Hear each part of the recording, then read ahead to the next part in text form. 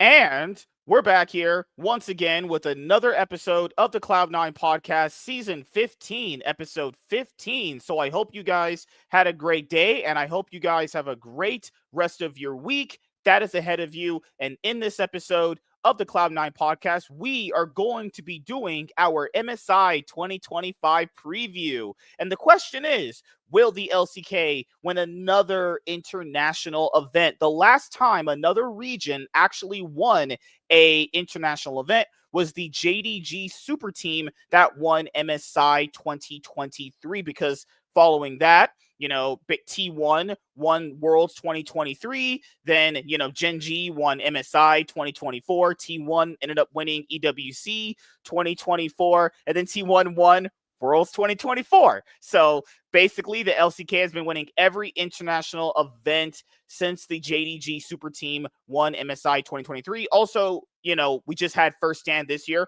Hanwha Life Esports won First Stand. So, the LCK domination right now is on. T1, Gen G, and Hanwha Life really just, carrying the LCK region.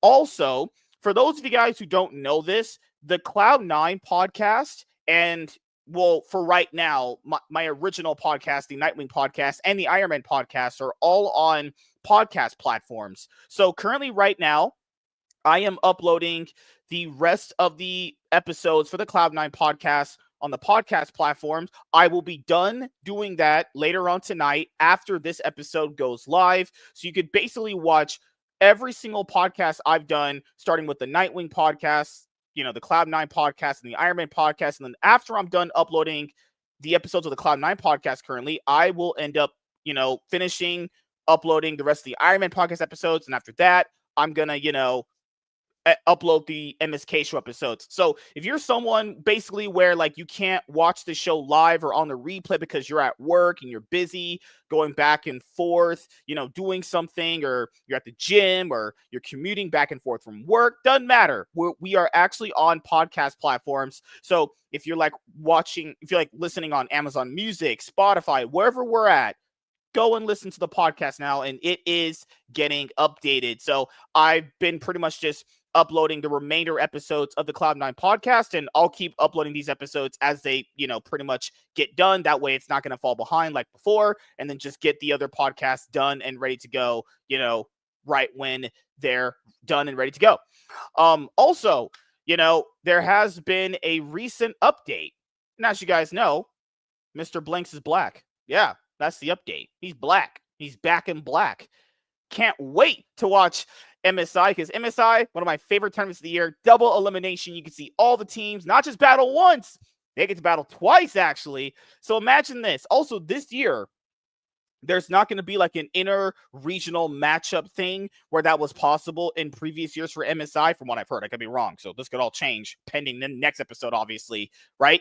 So it would be kind of weird to see like inter-regional matchups, because MSI, First Stand, and Worlds is to see different teams battle each other. So you would see like Gen G T1 back in like MSI 2023 if they beat their actual, first round opponents, and it'd be like, damn, we already seen this shit. Yeah. We had a year of MSI and Worlds where it was literally just first round, basically matches we've seen already. Like, if that has to happen later in the tournament because the teams actually progress their opponents, fine. I'm cool with that. But to still have like Worlds formats where you get an all LPL bracket, all LCK bracket, I don't like that. It's the reason why I hate Worlds sometimes. I don't want to see that. I see that enough during the year. I want to see different matchups. I don't even care if it's single elimination. I don't care. I just want to see different matchups. Do not want to see Weibo versus LNG and I have to watch that shit all year. I really don't want to see that again. I'd rather watch Weibo fight anybody.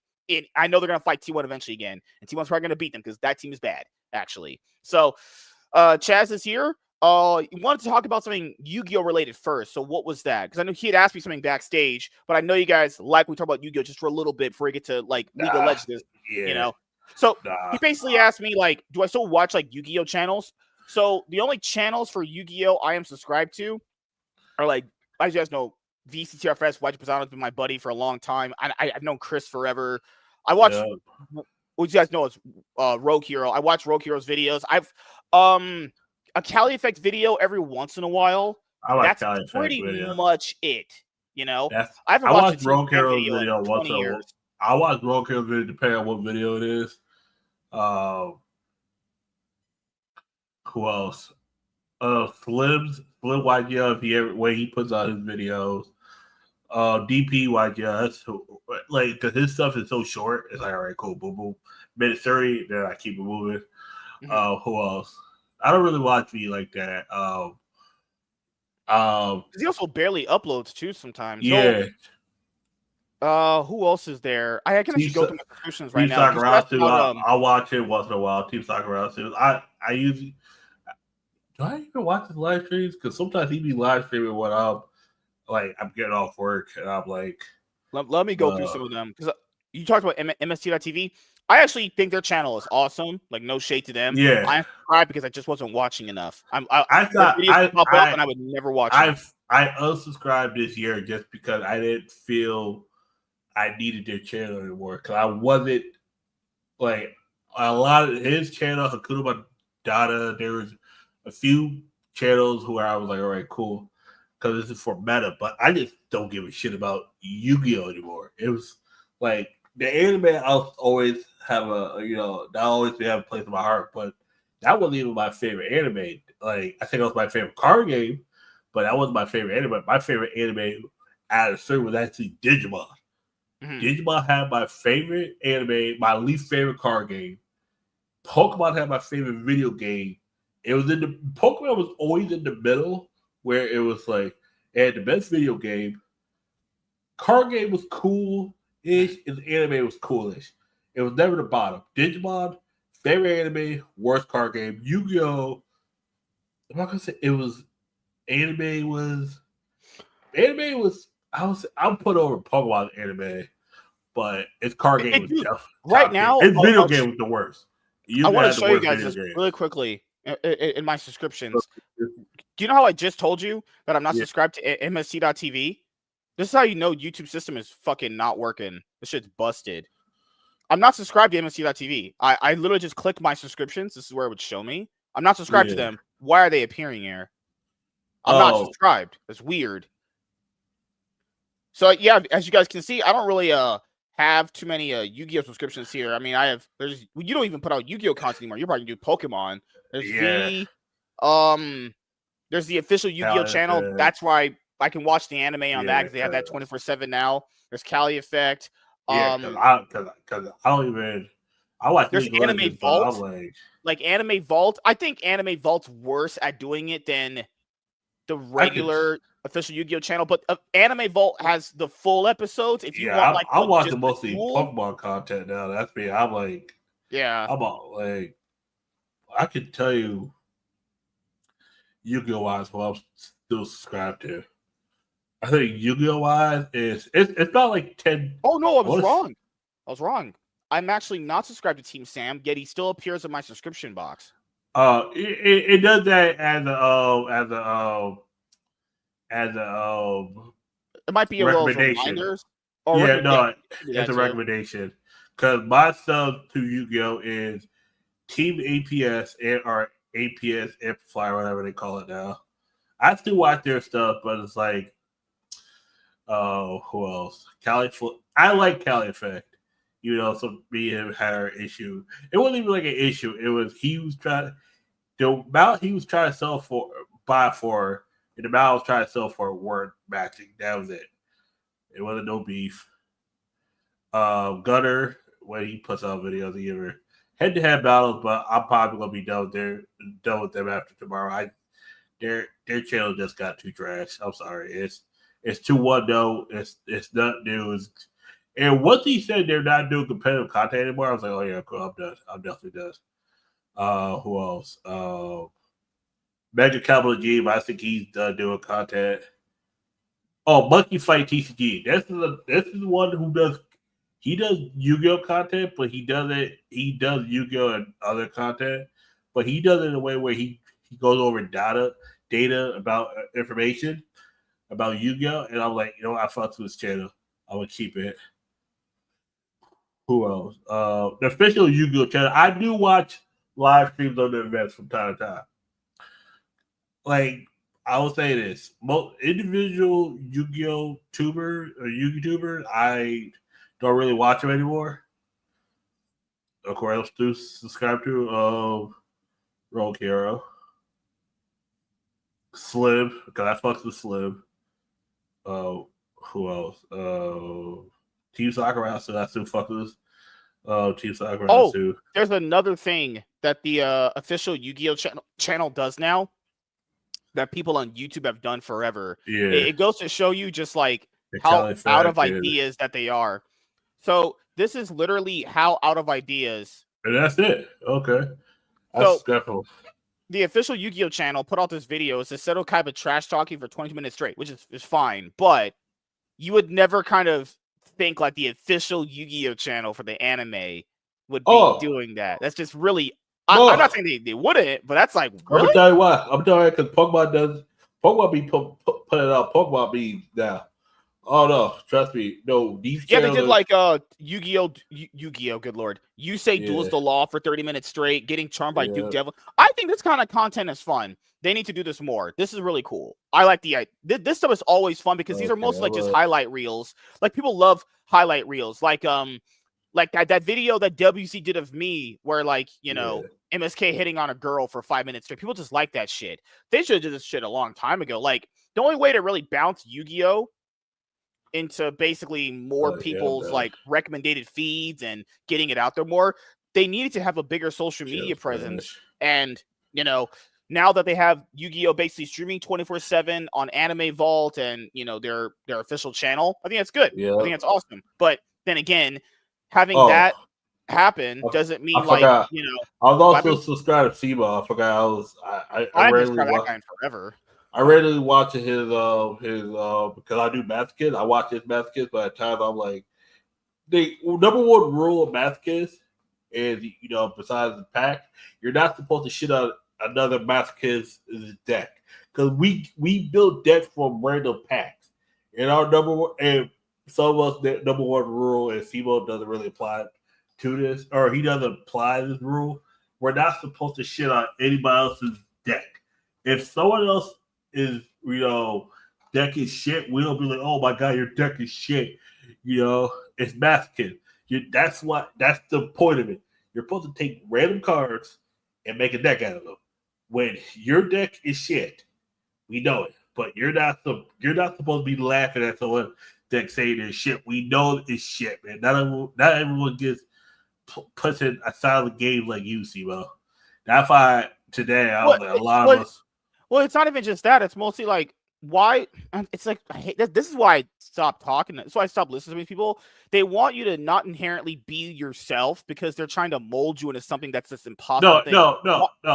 It's not saying we're not saying like, you cannot. Why would you expect dudes not to trash talk? That's just what dudes do. No, we're not saying you can't shit talk on a masculine player. We're saying as a good faith. You shouldn't. It doesn't mean you have to. You shouldn't. Because bad luck will come. And you went on a 4-game losing streak, losing to shitty deck. Because what goes around comes around. I can beat the deck, you get fucking clapped. Like, this is what happened. Because it was a few of us I met who were playing baskets. The thing was, we don't want to shit out someone who plays a shitty basket deck. Because we all, at the end of the day, it's like, imagine you go to the store, you're given 5 random booster packs, you know, just from different sets, right? And you're told to build a deck out of it. Your deck's going to be garbage. And then over time, you have to build, you know, a cohesive deck. You know, the rule is you shouldn't be shitting on another Mathkins deck because the main thing is you don't, you know, at the end of the day, you know how hard it is to build a deck out of nothing. And when you shit on someone else's deck, these people will so cringe. I hate it. I know it's cringe. But it's just one of those things where Karma will come back and bite you in the ass. Saying. Like, no, I understand what you're saying, but it's like it's like people asking like, hey, like, don't do this because then it's like, how are you gonna monitor that? How are you gonna monitor No, someone? You know? because no. We just watch your videos. It's mostly he's the only one that streams baskets. Head-to-head Yeah. battles there, but just like everything, they look at ratings. They're like, oh my god, my ratings are low. Like I don't get enough viewership. It's like, dude, you have 200,000 people, you're only getting 25,000 views a video because your videos are garbage. Like what you need to do is just shut the fuck up, do the videos you want to do, and the people that fuck like, because this is what they're hoping. 200,000 viewers, they're getting 100,000 views in video. That's what they're hoping.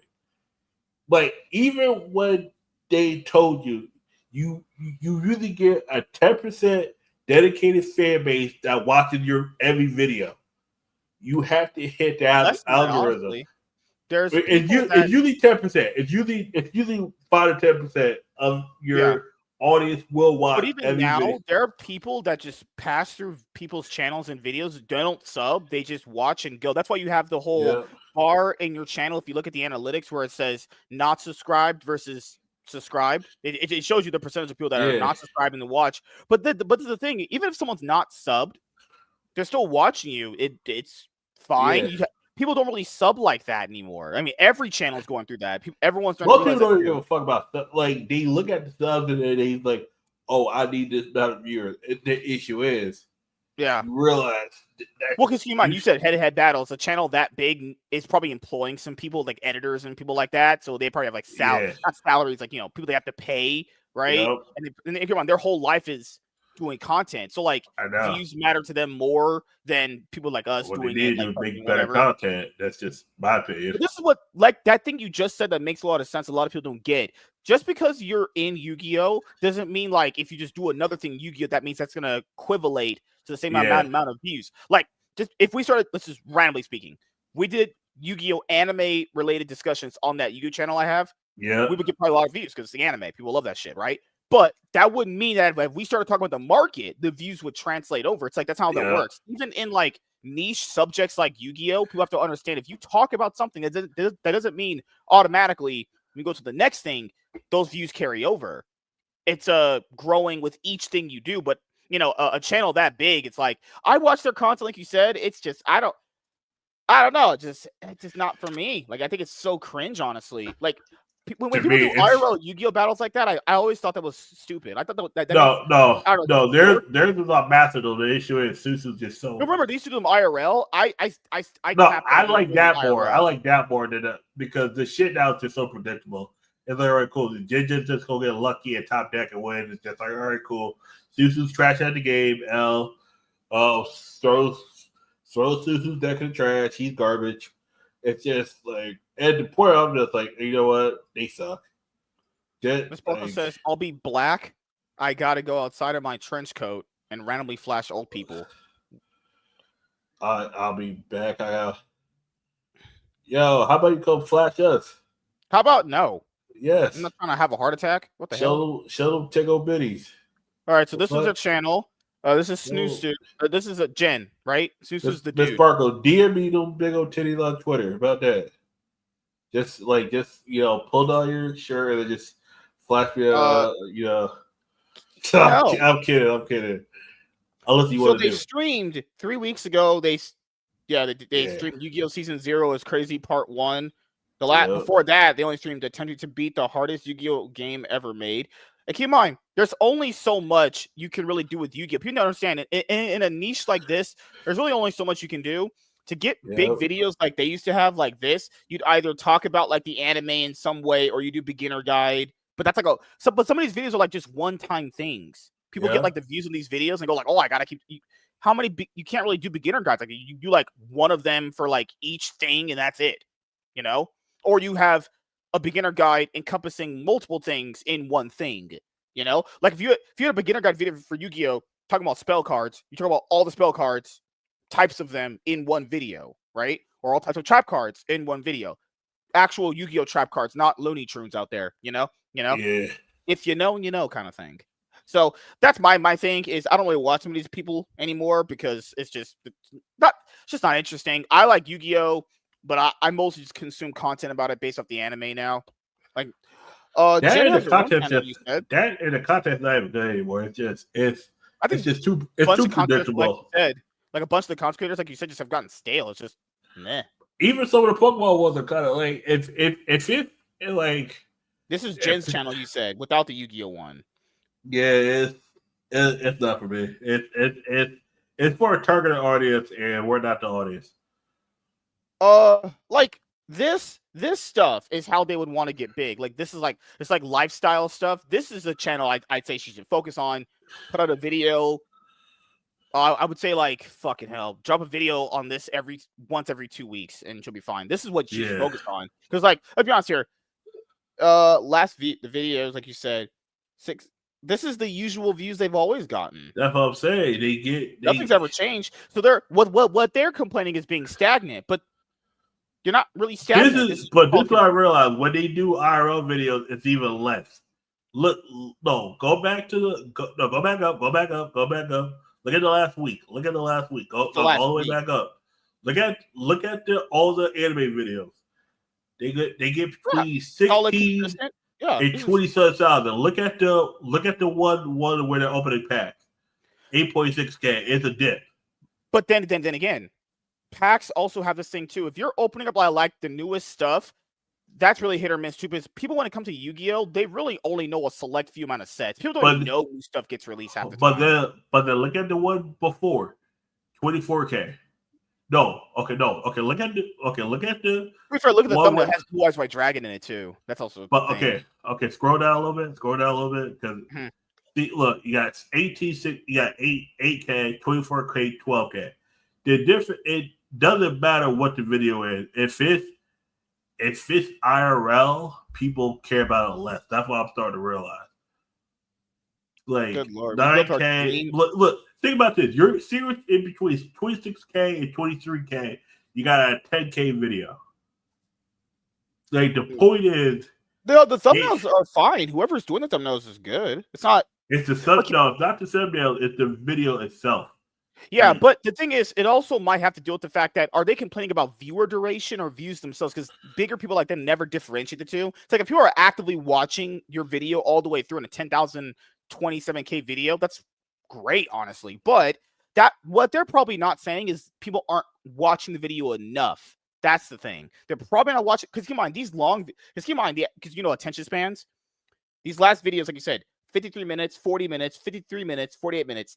Have they ever been known for dropping content that long? You know? Yeah. So it's the content itself. People got so used to do the anime videos. That's the stuff people would like to see.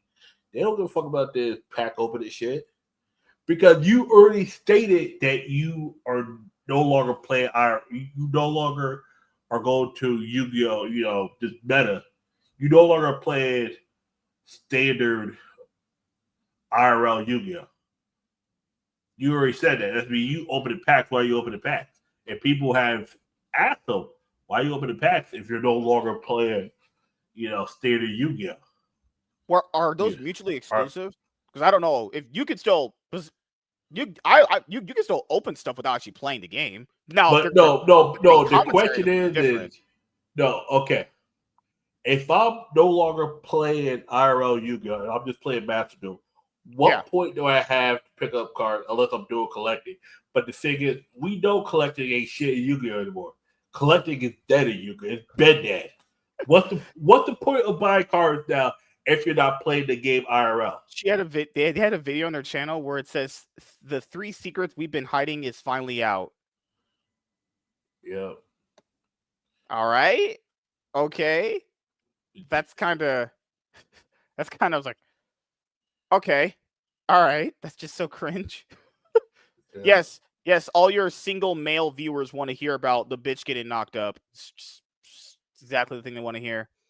No, their videos have always kind of done the same. There's this odd one a year ago did like 110K.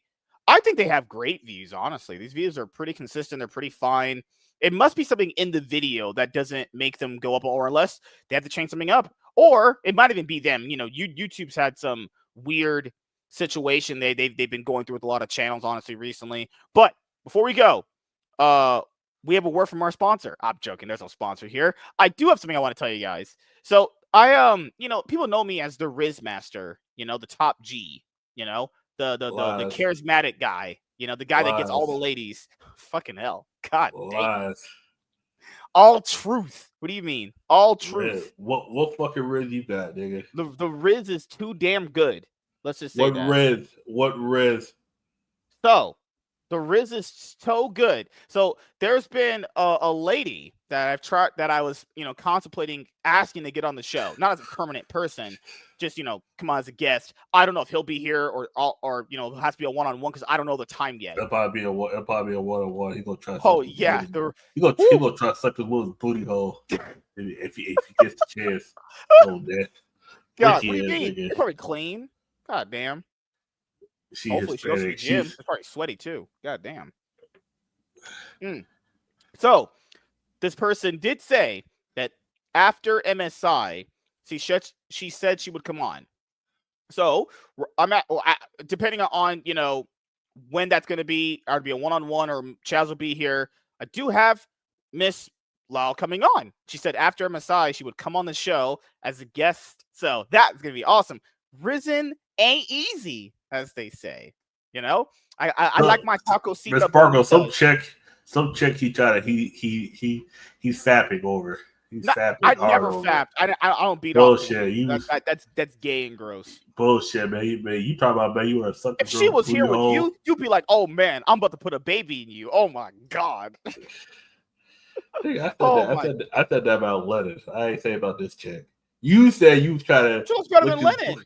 You say you was trying. You say you was trying. Good as her. You say you was trying to look this girl's booty hole clean. I was like, nigga, you wild. You said about Lennon too. What you say about this chick that you was trying? She looks better than Lennon. What the hell? That's like this motherfucker said he was trying. This motherfucker said he tried 5. This motherfucker said he tried to suck a farmer butt. I was like, nigga, you nasty ass nigga. You fuck wrong with you, man. No. If you spread her cheeks when she's bent over, it might come out. I'm gonna dodge it like a Super Saiyan. But this motherfucker, yeah. Oh God. But yes, she is coming on the show. After MSI is over, I'm looking forward to having a great conversation with her, whether it's with Chaz on here or has to be a one-on-one. I don't know. He's gonna ask how it tastes. I know he's going to ask how it tastes. I was like, nigga, what?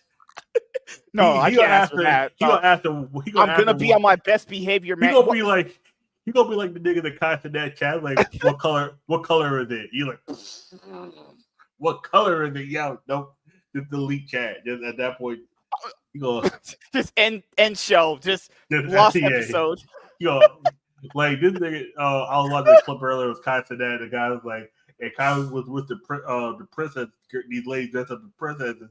Then one of them asked Cinderella. I think it was Cinderella. I'm not sure. What color is it? And then Kyle was just like, "You fuck you." It was like, "What color is it?" And then she said, "Blue." The dress, no, we try to see what that is. It better not have been extra Emily. That girl's a fucking dumb. No, it wasn't extra Emily. This was way before you knew extra Emily. No, I'll send you the clip. I'll send you the clip when I can find it. Yo, Constantine's chat was fucking wild. It's awesome that she agreed to come on the show. It just has to be after MSI. I dated Hispanic girls before. I know how they are. I know how to rap to them.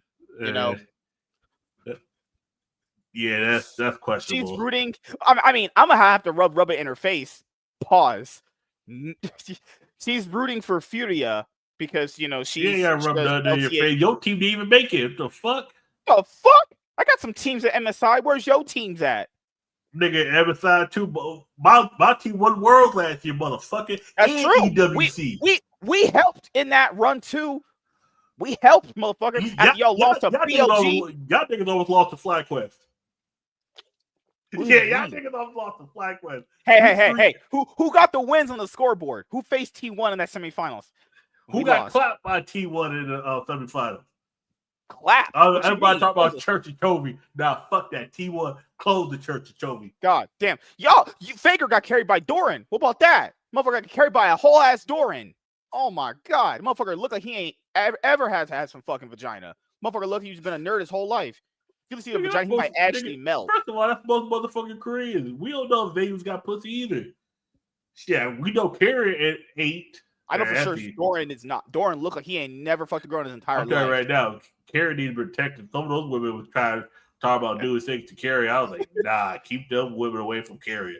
Okay, so before we get to previewing MSI, Chaz wanted to bring up the rosters for LEC because there was normally we'd go over Sheep Esports stuff, but Sheep Esports punk ass Wulo blocked me because remember we were going over the whole like women's esport they're gonna be doing, right? I typed in, I was like, hey yo, you cool with like men competing with women? Block you.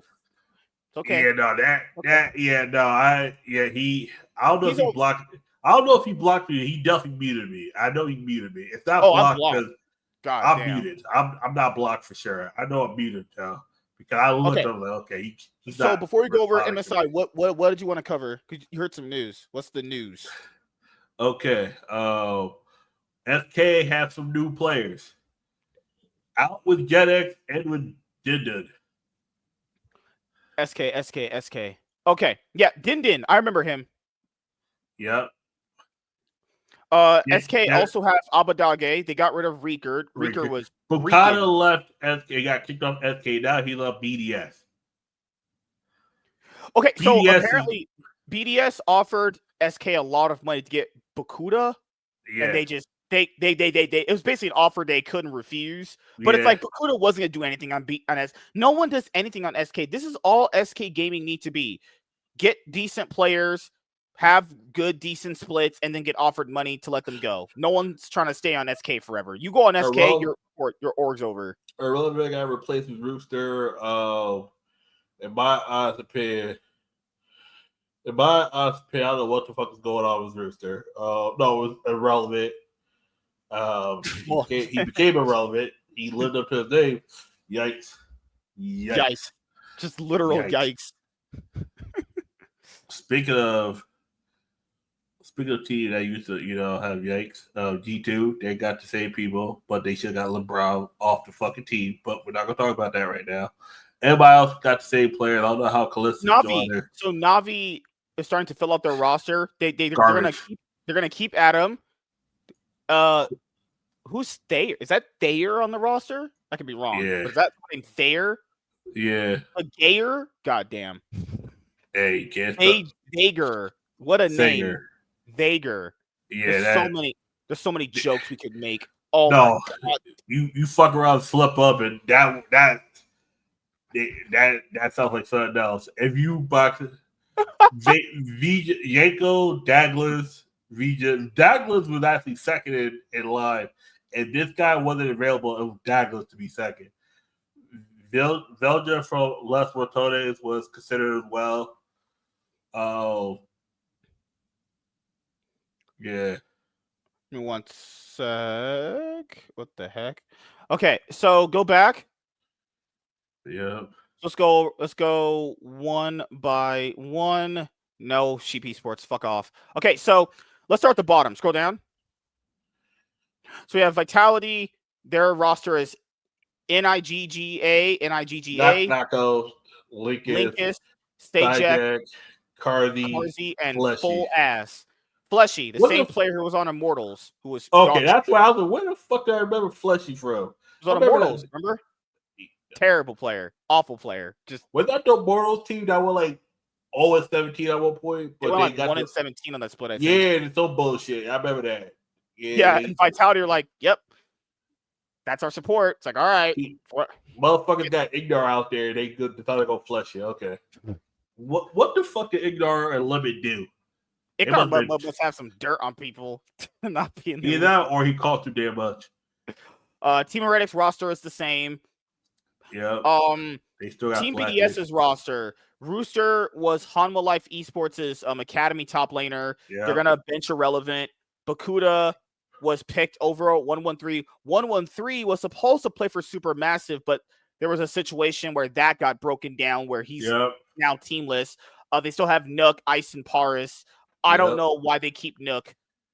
Striker was like, the only reason why we almost made playoffs was because of Nook. That's sure, buddy. I don't know why you gotta lie. Why the fuck you lying? Why you always lying? No one can win with Nook. He's not good. He is literally even worse than Humanoid. Ice is their best player. Keeping him made sense. The thought that he was even going to get replaced was stupid. And Paris, as we were told, I love telling this story, was supposed to be the caps of support. I'm never gonna let that down. Whoever told that to Team BDS's management, that motherfucker, man, get me that guy. Oh, he'll sell me my dog shit players. SK Gaming have Din Din. No juggler as of now. What they're thinking is whoever is the second option, because it's Vija, Douglas, and Yanko. One of those three is considered for SK. Yankos on SK. This brother's career's over. This where you Yankos, Douglas, or Belgian, the guy from Los Matones. Oh, Veya. Veya, yes, I can never pronounce that. Veya, Douglas, or Yankos. Douglas. I would okay. Veya's playing better right now. I'd rather just take him. Who? Las Tortones' jungler. I'd rather just take him. That's who he's been I would consider.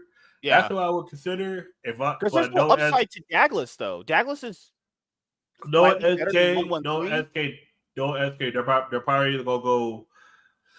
No, does SK have both their import slots or they already use them? Din's a Korean top laner. Okay, it could do it Loopy. No, Loopy's the Korean. Okay, that's me. That's me. Both of their. Okay. I mean, they could just go native. They need a native player. This is what I think they're going.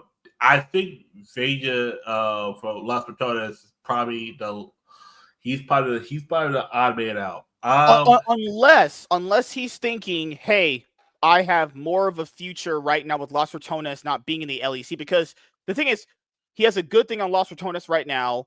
He comes to the LEC. He goes on SK. We know that roster ain't about to do shit. That's why there's too many splits. We know SK ain't shit. They're bad. And I know Reckless, Crowdy, and Kendra are in his ear, and Nemesis as well, are in his ear and tell him do not take the SK. Like, Nemesis is definitely in his ear. Nemesis is fucking, oh my god, what a dude. Because there's people like me like saying, why would you tell him not to take the option when you get a better chance to go to a better team? Look at the option. If they're paid, like, and matter of fact, this is a whole thing I'll talk to you off after. SK, right? If I'm SK, I would either go Dagos or Yankos. I would go. If I'm Veja, I would take. If SK's best chance to get a juggler is Douglas. If I'm Yankos, I would not take the job unless you. This is how I would look at it. You gotta ask for that. You gotta really be serious for that. Fnatic, are you considering me? If they're saying maybe, I'll wait out. I will wait out for Fnatic if possible. I would not take SK. SK is dog shit right now. I know they got Abadagi, but Abadagi did not look good on.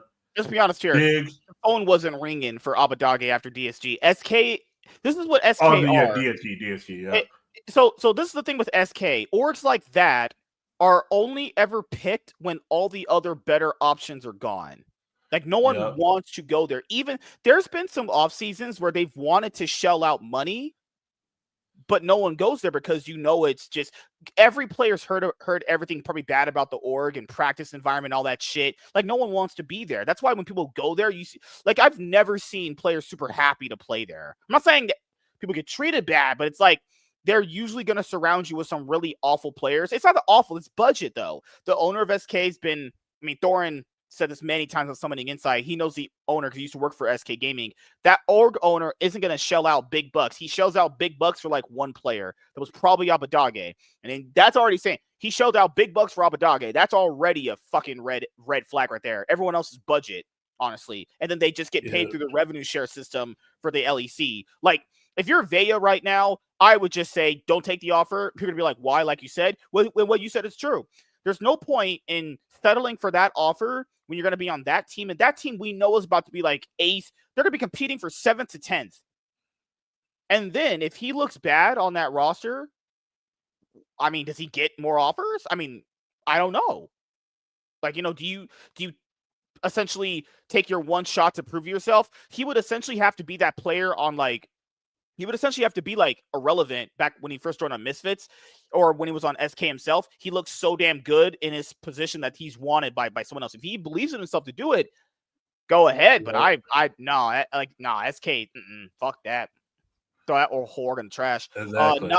Navi, as you guys know, Rogue is gone. You know the story. Finally won a title and then basically just gone. Rebranded and then everything with the shit after that. Yep, they have Adam, Thager, Larson took a pay cut because Larson finessed Rogue to make him one of the highest paid players in the league. Navi said, we ain't paying you that much money. Sorry. You trying to play? Larson knows he ain't getting, the phone ain't ringing. He knows that. This is where as you guys know, Larson hasn't been good in forever. I used to be so good, but he's like that player you used to watch that was so good, underrated, and now he's just yuck. Straight up just yuck.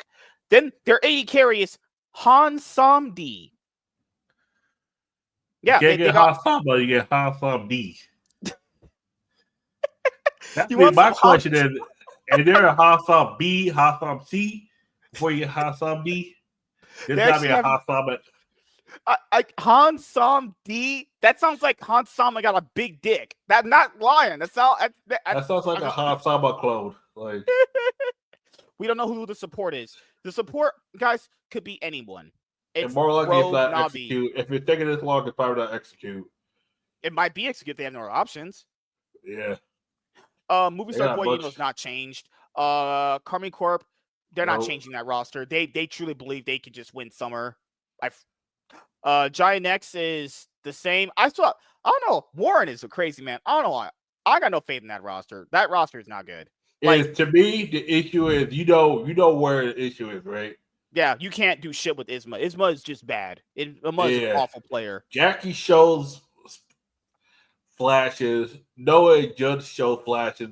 Lost shows flashes. Isma is the fucking anchor. Think of Giant X like the Titanic, and Isma's the big gaping hole in there that's sinking him to the bottom. That's Isma. Isma will get you 6th place, but that's it. That's the sad part. Isma. He has no potential. This motherfucker right here. And so that's my thing with GX is like the fact that he failed on SK that hard and went to GX, literally the definition of failing upwards, but it's whatever. Yeah. That's how this fucking works. G2 staying the same. The teams at MSI are not changing players right now. And then Fnatic. We know Fnatic wants to make roster changes because Grabs had a long stream talking about all the issues. He said he was keeping Upset specifically because he had said this kind of word for word. Upset was the only player that came in every day wanting to win. Maybe Mickey X lost motivation. Keep in mind, I lose motivation too at the top side that bad. Like Razork and Humanoid were straight up having retard offs in the mid lane. It's crazy. They got like almost 1st place. They got 2nd place. This is an org that is never anything outside of like 4th in the regular season. They're usually always getting like the top spots. It's just in playoffs they keep failing. You can win with one of them. You can't win with both of them. That's what Rich said. Motherfucker get G2 and G2 is not good. Lose to again. What's crazy is if people watch that series, it wasn't even like Fnatic were playing even like that bad against G2 specifically. There's games where they could have won, but it's like always, they maybe could have, sort of, should have, would have, could have won, but they always end up fucking it up at the end. This motherfucker right here needs to be gone. Humanoid needs to be gone. Like, don't know how many years they have to still be here. What I've said is, if you want to kind of create a little mini honeymoon phase, because this is how Fnatic is, if you had to get rid of one player, who do you get rid of? You have to bench one of them. I mean, they could do it like this. They could bench the weakest link, which we know is Oscarinen, Heartstuck Grandmaster. Do you get rid of Oscarinen and get irrelevant, or you say fucking relevant too? If you're going up just creating a honeymoon phase where people feel like they have a new player there to create a new kind of aura around the team and vibe, I would say do it. If you think that's the only way. But keep in mind, this is summer split. That's basically probably just going to do like a whole temporary fix and then probably just a whole rebuild next year. I would say, right, because it's so hard to replace good junglers. And I'm saying Razork is a player who can get you halfway there. He just can't finish the job. but I would imagine it's harder The to issue replace is like, a Razork. good jungler. He's stuck Go ahead. between two enters. Yeah, and that's the thing is like he himself didn't even play that good this past split. That's probably because everyone lost faith. I think he lost faith on these two fucking enters sitting next to him. Think about it. Upset fun comes against some new blood. Now see why Upset left the first time. You're sitting next to a fucking see, rather than Upset or sitting next to two enters. Mickey X who ents on purpose, and Humidor who slow ents. Oh, my team's not winning. Let me int into the opponent's team. This motherfucker lost it. This motherfucker lost the caps. Like the gap between this motherfucker lost to Vladdy. Like the gap between Oscar and by Kana. JoJo. You got fucked by Clearance. What do you think the gap was bigger, Oscar to Kana, or Humanoid to Vladdy? Because that was Humanoid to Vladdy. Good lord. Because Kana at times we got Kana's skill level is a lot higher than Vladdy compared to Oscar and Humanoid. Oscar was losing to Broken Blade, and Broken Blade himself wasn't even playing that good on the split. Motherfucker Oscar was going 0-4 every game. Oscar was losing to fucking Adam. This nigga was losing a lot. Like this Oscar at one point was losing to Nako. Like let's give it a buck. Like, but I would say this. Like you said, I've replaced Humanoid. If you're gonna do a maximum, I've replaced Humanoid and Oscar Renin. The reason because it's so hard to come by a player of Razork's skill, and I get it. He's Hylissang of jungle. I know when he plays really good, it's really good. But Hylissang ain't even that good anymore. Like, are you talking about 2021 Hylissang? No, I was making the equivalent. Like, Razork is like a jungle version of Hylissang. So, like, he plays really good, but he has that it factor to him. The point is, like, it's so hard to come by a player of Razork's skill. If you want to replace Razork, I do it, like, when the season's over. Like, when you know your season's over, maybe you want to think about replacing him. Here's what I would do. I would kick Humanoid and kick Oscar Renin. That's what I would keep Humanoid. I think it's much easier to find a top laner than a mid laner. This is what I would do. Yeah. At this point, your season's kind of washed. You got three teams that could convincingly kick your ass. Giant X is up there if they just decide to get rid of fucking Inba, but they won't. Also, let's keep it a buck here. Team BDS with Irrelevant and 113 actually straight up almost beat Fnatic both times. Yeah, it was literally just because 113 is so goddamn retarded. Oh my god, 113! That motherfucker should not be a juggler. Move that. I don't know. I don't know. Just joins. If 113 joins Fnatic, burn the whole org. Just let him match. It's over. Good god. And what were 3 replaces Razork? If I'm Razork, I'm demanding to get my full contract from Fnatic. Fuck that. And then if I'm Razork, I'm trying to see what team needs a juggler next year. If I'm Razork, I'm trying to go to America and see if Cloud9 is willing to get rid of Bladder next year. A man could dream. Fucking need to. A man could dream. But no, that. If I'm Fnatic, just get rid of Oscar. That I think one is better than getting rid of 2, and I think one is better than none.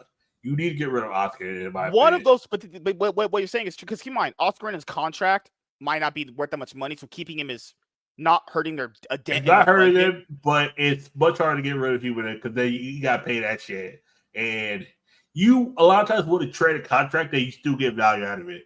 You don't want to cut somebody that you still got to pay them, unless you just pay them outright, and then that's contracts too. From what I heard, contracts as big as Humanoid. Even if they bench him, they have to pay him. Yeah, that's the fucked up part about it. I bet you the motherfucker that get paid more than the middle lane I'll play. I might as well just play you. But fuck that. I would take the L, honestly. I would bench him and still pay him, and maybe that'll remotivate him to want to play again.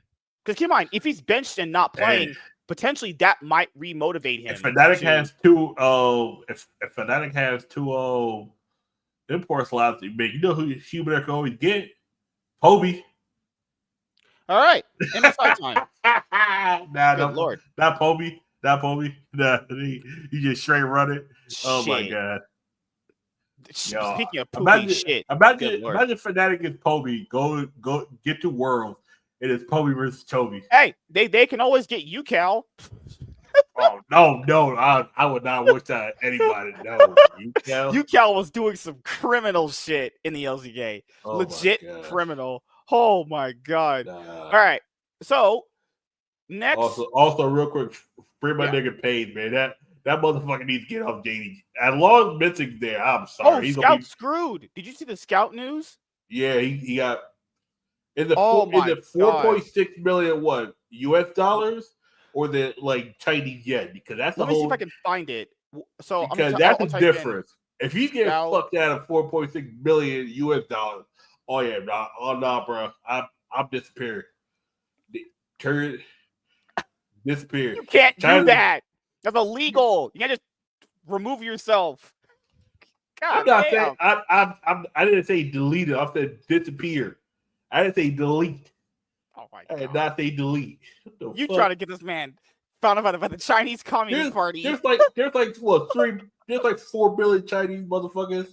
Shit, you think He looks motherfuckers exactly like get all of them. He'll blend in the society. If he was like, that's what the fuck I'm saying. Just go up, get you a fat no, Chinese. my bad. I thought you had said just like leave the country. It's like I'll think you're allowed to do No, that. no, no. But You stay in the country. Go to a remote location where it's quiet. Get yourself a fat Chinese. Oh shit! yep. So if you guys That's remember what last year in the I thought it offseason, was so 4.6 million Chinese yen. Oh, he broke. oh, Oh God. also keep in mind, Ooh. I want to add context to that. He paid $2 million to bring Gala to Worlds with him last year. Oh, this motherfucker's bank account's hurting. Oh Oh. oh. The court has publicly released the first enforcement ruling in the contract dispute case between EDG and Scout. It orders the freezing and transfer of yen 33,515,162.44 yen. It's RMB. I forgot the actual, Which translates to 4.67 million US dollars. Shit. $5 million. Who the fuck you think he's he is? $6 million in debt. He paid $2 million to bring Gala with them last year to World, and they only got top 8. This nigga really $6.66 million a day. He just got fucked by the devil. God damn. This shit hurts. Like when Lower Toast said, I lost more millions than you'll ever make.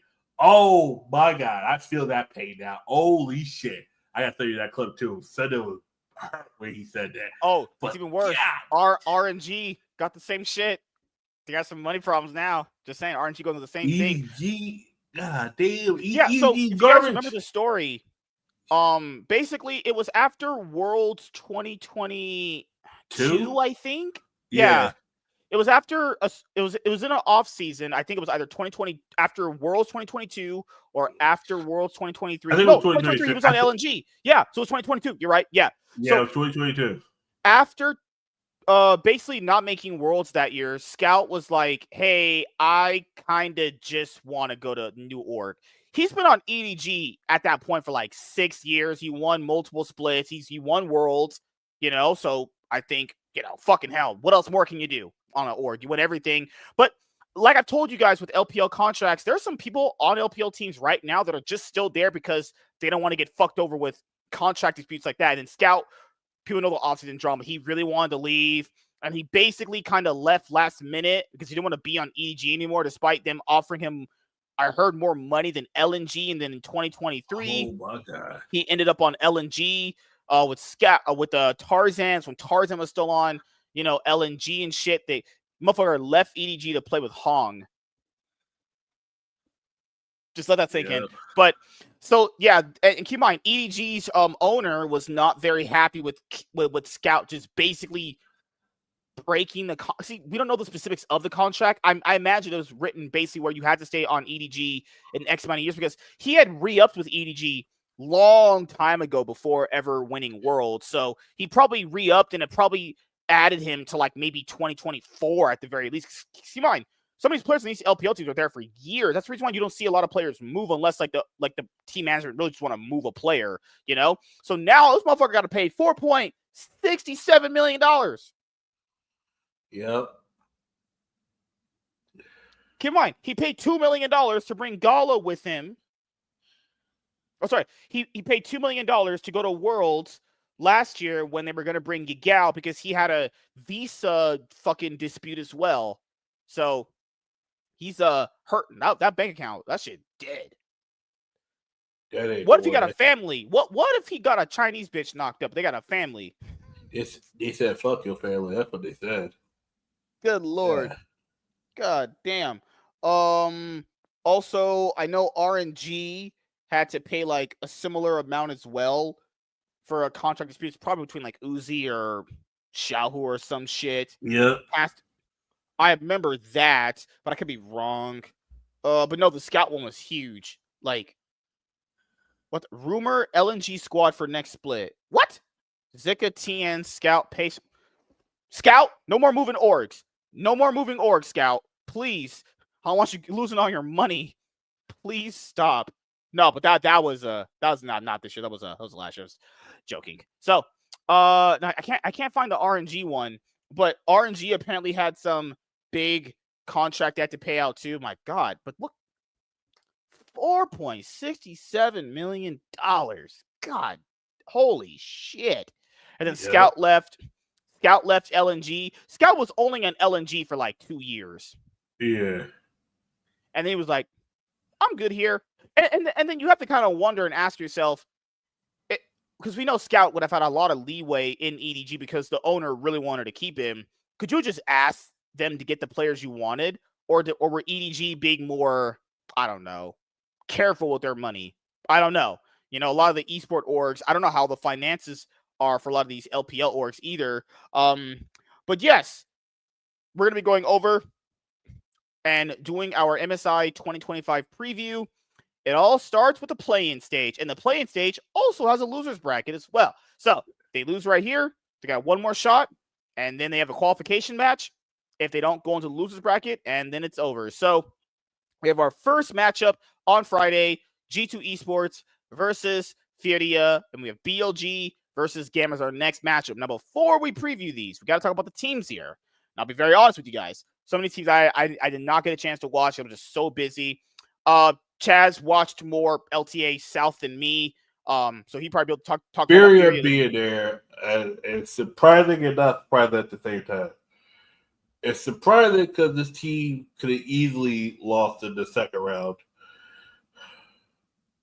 with the matchup, but they ended up, I forgot who they fucking played. All I know, they played against Pain Gaming in the finals and beat them. Pain Gaming looked like the more dominant team, but man, that team looked shaky all fucking year. God damn it. Didn't they also beat like Isurus Estral? So that LLA collaboration between Isurus and Estral is split. Now it's just going to be Isurus. Estral, I don't know where they're going to compete. Because people said they could go to LTA. Guys, the LTA have Lion, which was Rainbow 7. They should have just kept the name Rainbow 7, Lion Gaming. Stupid. Nah, the thing is, when they collaborated, it was the one that had the majority that made the name. Oh, God, I hate that name. So, CFO, I did not get a chance to, Flying Oysters made sense.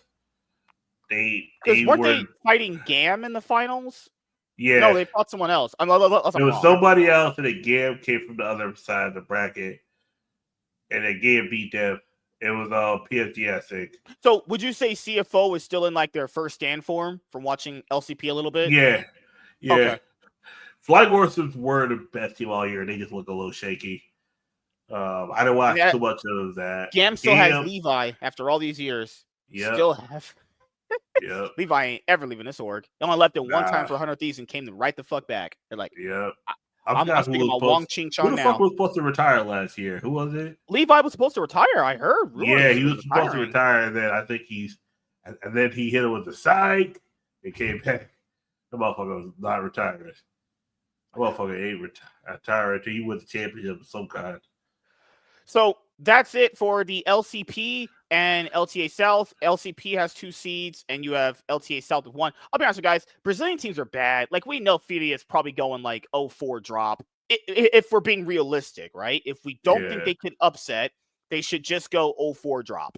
Like, every single Brazilian team I've ever seen at international events is usually pretty bad. The issue is Furia is not the strongest team coming out. But that's probably even worse. That's probably even worse. None of the LTA South teams look convincing. I'm sorry. when we saw LTA South last year going against the LTA North, Yeah. and they set their 4 best, and that's what we got. Literally only took Team Liquid through one game because Team Liquid brains fell out. Yeah, no, the LTF South is absolute dog shit of a region. Brazil is not a shit region, but at the same time, it's a shit region. Mega shit. Yeah, it's mega shitty. It's the issue is their competition. They can't scrim with anyone. The thing is, they're in Brazil. It's away from. It's like the whole issue with OS back in the day. It's basically they can only play against other Brazilian players, and you get some imports every once in a while. And then usually the imports usually play even better than the local Brazilian players. Like, good lord, I have no faith in Brazilian teams at all. I know they have the coach Thinkard, who was the coach of NRG, and he got them. I think the only reason why they're here is because of Thinkard. It's only I would have to be coaching. It has to be. No, it's definitely culture. That's why. Well, Thinkard went to a different region and won. I mean, congratulations for him. Other than that, who do we tackle first? We'll go over the LPL first. So let's think with the LPL. I want people to understand. There's always that one LPL team that always ends up crashing and burning when it comes to international events. Now, usually LPL has won MSI for quite some time. I mean, the LPL has won MSI after 2017. They won 2018. They won 2021. They won in 2022, and they won in 2023. You know, then you have the 3 titles that went to the LCK with T1 and Gen G. Then you also have G2 that won. The only one for the West when they had their G2 super team. The thing with BLG, now people are going to be like, well, BLG, is this the same BLG from last year? Not even close. You people have not been watching. This is not the same BLG team. Specifically as far as play style, like that dominant BLG that will basically fist you in your ass, dig all your shit out 20 minutes. That's not the same team. This team has got a lot of problems. So you guys remember that player Jun they had? Yeah, so this is what I've heard from Cloud9. That's the reason why they got rid of Jun. Jun tried poaching people, allegedly, in Minecraft. And then they found that out. And they got rid of him. So that's why they kept Wei. And he was not the Wei. Because Wei, in my opinion, and I said this last year, reiterating this again, was not the best player for BLG as far as playstyle-wise. And then they replaced Wei after winter for Beichuan, known as Bitchwan, who's always been on titties. You know, Thunder Talk ain't shit. He was the only good player ever on Thunder Talk. And BLG were like, fuck it. Well, let's bring you over. He is like a stabilization jungler. He's not even Kanavi level. He's like a jungler where it's like, he's not going to int you the game. He's not going to lose you the game. He's just really okay. He's just meh. He's just okay. Like, he's like a Doran for jungle. He's just all right.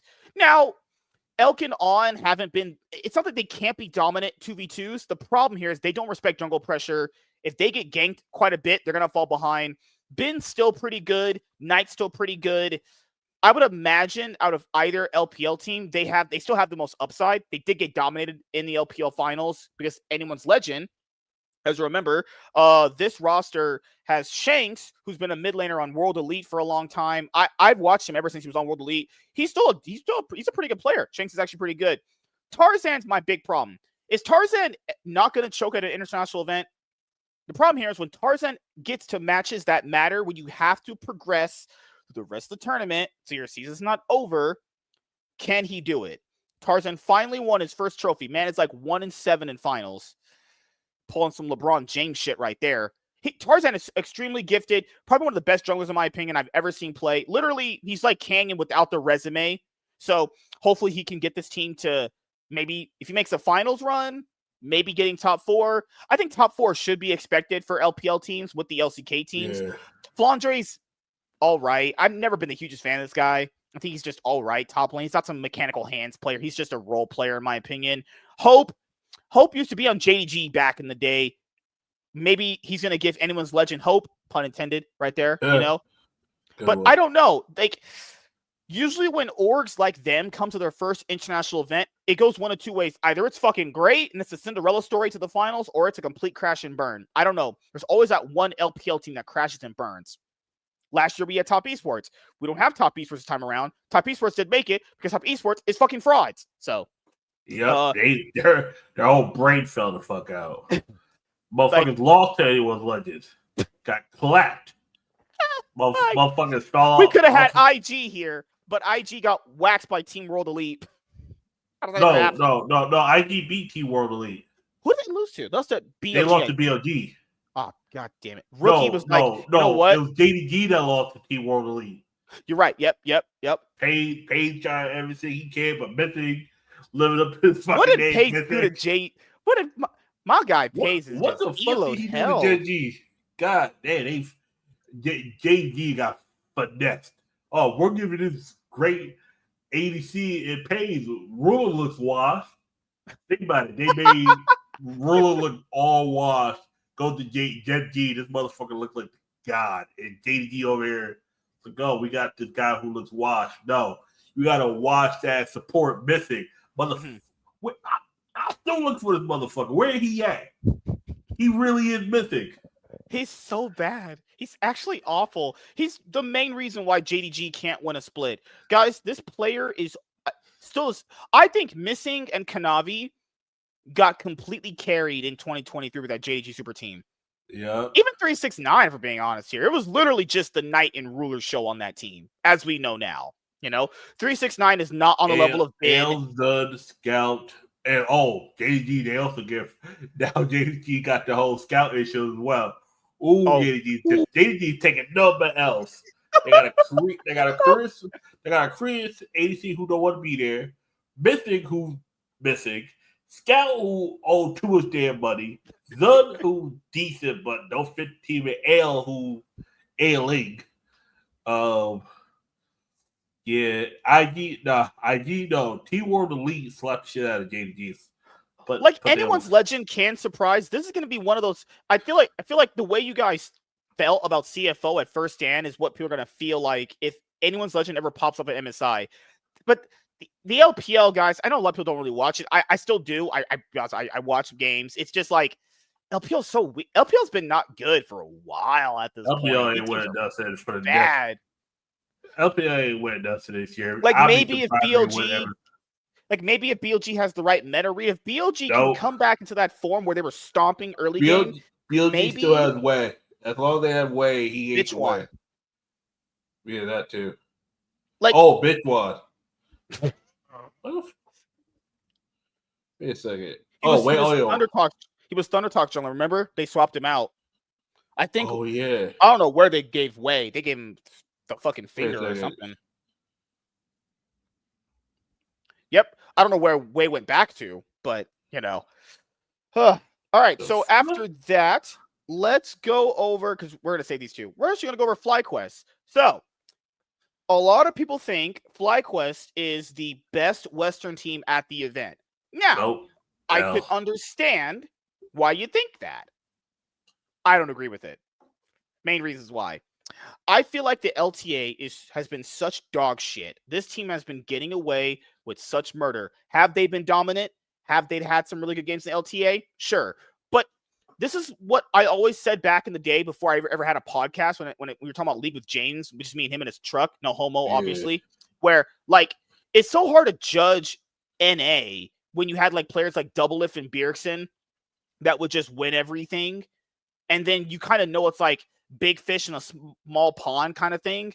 And then when they face anyone better, they just don't look as good. Now, everyone brings up the FlyQuest Gen G series. That's why I want FlyQuest and Gen G to play again. I want Gen G to show them now that time you were just playing good for that day, but we're just the better team overall. I would love to see it happen. Probably not, because they're not going to make it that far. But it's one of these things where Inspired is good.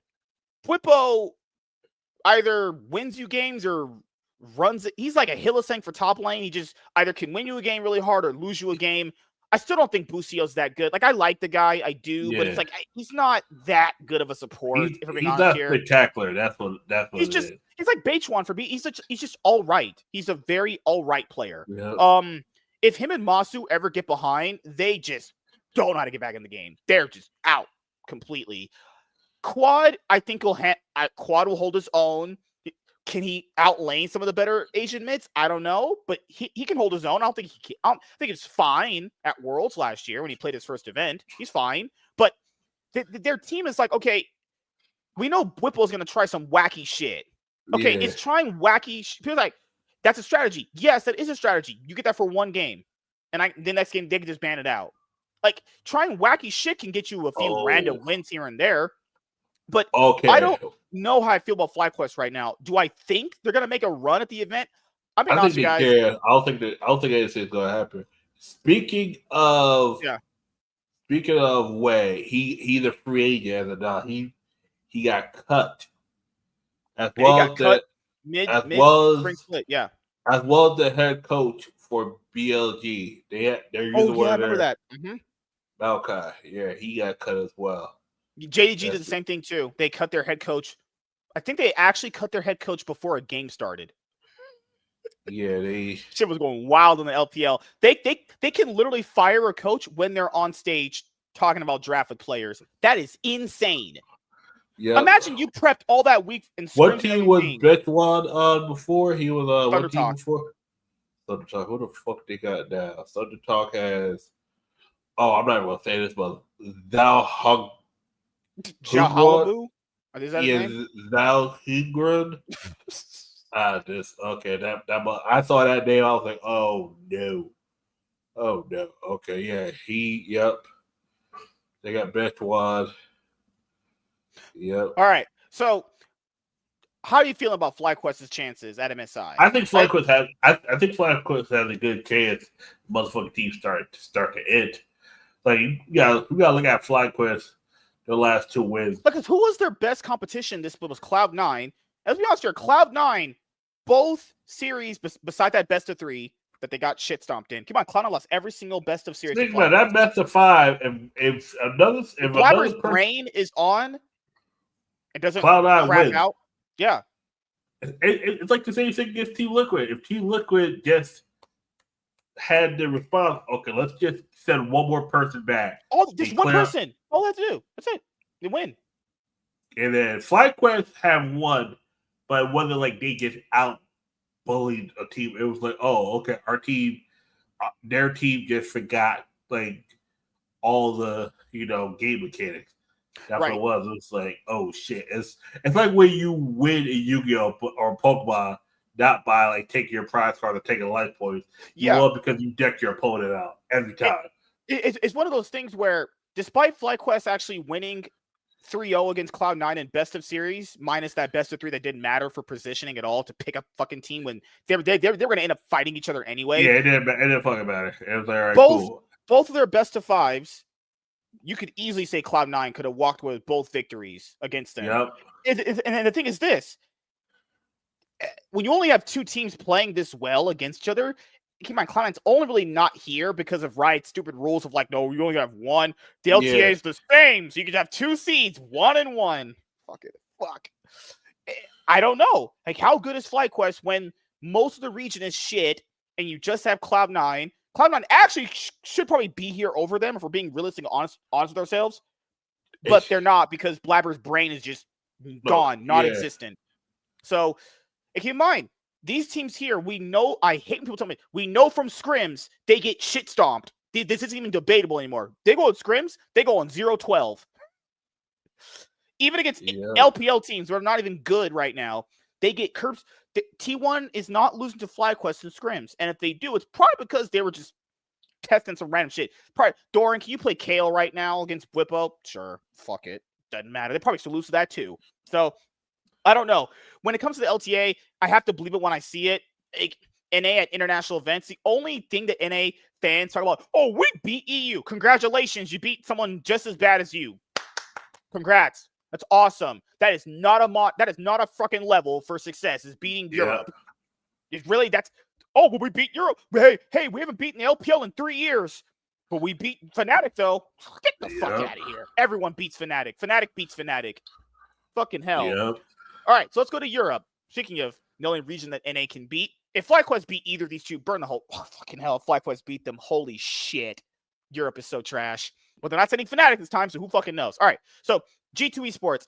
People are going to be like, who hasn't watched the LEC and just watch international events, they're like, oh, G2, yeah, this is the dominant one in EU. Not really. G2's lost both splits now. Dominant fashion. Crazy, right? This is not the same roster from last year. They have Skewmond instead of Yike, and they have Lebrov James instead of Mickey X.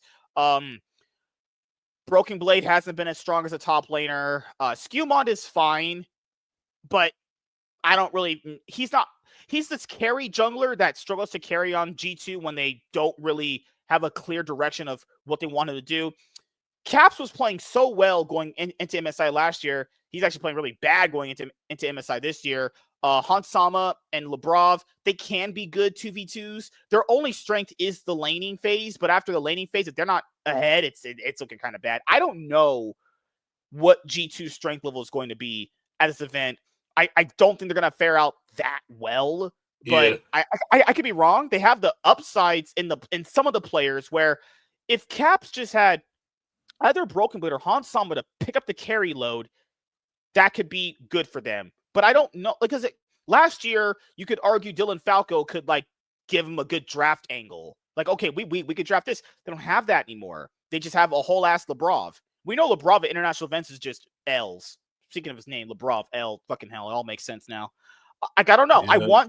I want G2 to do well. I really do. But this kind of roster, I have no faith internationally. It's Skewmond. This is Skewmond's first international event. God bless his soul and scrims. He's about to get turbo fisted.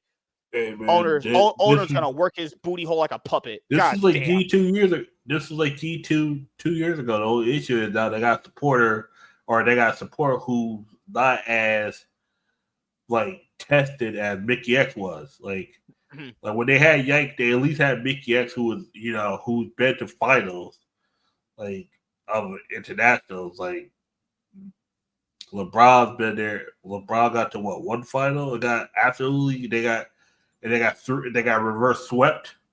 Yep. By the team they just lost to. Also, another thing, G2 against T1 last year, they had a great best of 5 against them. Could have went G2's way. The next time they faced in the lower bracket, T1 absolutely dismantled them. It was just like, oh, wow, yeah. All right. Fuck. It's like, okay, you got a little close that first time. Let me just show you who's daddy right now. Yeah. And Faker, definitely better than Caps right now. Even when Faker's not as strong, he's still better than either of the two players right now. I mean, Movie Star Koi, they're here over Carmine Corp because Carmine Corp didn't win because that first stand, they in the LEC, they just bombed out against facing Movie Star Koi. Jojo Pion is the first NA mid laner to represent EU at an international event. Like, Movie Star Koi is another weird team. Like, they have a strong early game, but if they don't win that early game position, there's no real actual strength to them. Merwin can pick like random top laners. I don't know if that's going to work against some of these guys here. El Yoya, I feel like internationally, he's been just all right. Jojo at international events has been all right. Like, Corey's going to get the reality check because you got to realize all these LEC teams, they play right into what Corey was. Corey knows they're going to probably win early game and lose mid game. But the issue is a lot of these teams, they fall too far behind, where by the time they get close, Corey already has their win con, and now they just need to, execute it. Like a lot of times, a lot of times for G2, they were coming back, but they were just a little too. It was too little, too late kind of situation. It was like if they weren't as far as behind that they were, they probably taking the game 5, they probably still lose, but and don't forget, Koi was better overall. Yeah, keep in mind, G2 and Koi, G2 and Carmine Corp and Fnatic, you could argue were better overall than Koi most of the split. Koi just leveled up in the playoffs. No, I'm saying Koi is better overall than G2. Yeah. That's what I'm saying too. Yeah. I was saying, like, when it came time for playoffs after the G2 series they had, they just went lower bracket run. They stepped up a lot. But, like, am I going to be able to consistently count on that form they had in playoffs? I don't know. I would have to see it internationally to see if they can carry over that playoffs form. Now we're talking here, maybe, because this is actually Supa, Alvaro, Merwin's first international event too. Keep in mind, when players go to their first international event, that could be rough for them. If they start losing badly in scrims, their mental just could be all gone. And then now we have our LCK representatives, Gen G and T1. Who else but these two? A tale as old as time. It's just Gen G and T1 representing the LCK again and again and again at international events. They've won the majority of the fucking international trophies, and a lot of people think these two are the front runners to win. So they'll be on the opposite side of the bracket, obviously. Fun fact, T1 has actually beaten Gen G every single time they faced off in a best of 5 at international events. Gen G has beat them once. It was a best of 1 at Worlds 2023, and that one made T1 win Worlds. They were like, cool. You showed us what we're weak at. Now we'll just beat everyone. Crazy world we live in here. Yep. We'll start with Gen G, and then we'll go to T1. So Gen G, they went undefeated in the split. There was some series where they could have lost, obviously. There was the KT one. There was the T1 one. They were never going to lose that. One. Go back and look at those series. They were never going to lose that. KT's late game is so shit. Like, KT has compositions where it falls off. Like, if you get past 40 minutes, it's like, all right, cool. And it comes down. It's like when you play a mirror match and you realize, I can just outskill these guys. That's what happened with Gen G versus KT. It's like, I can just outskill you. Okay, cool.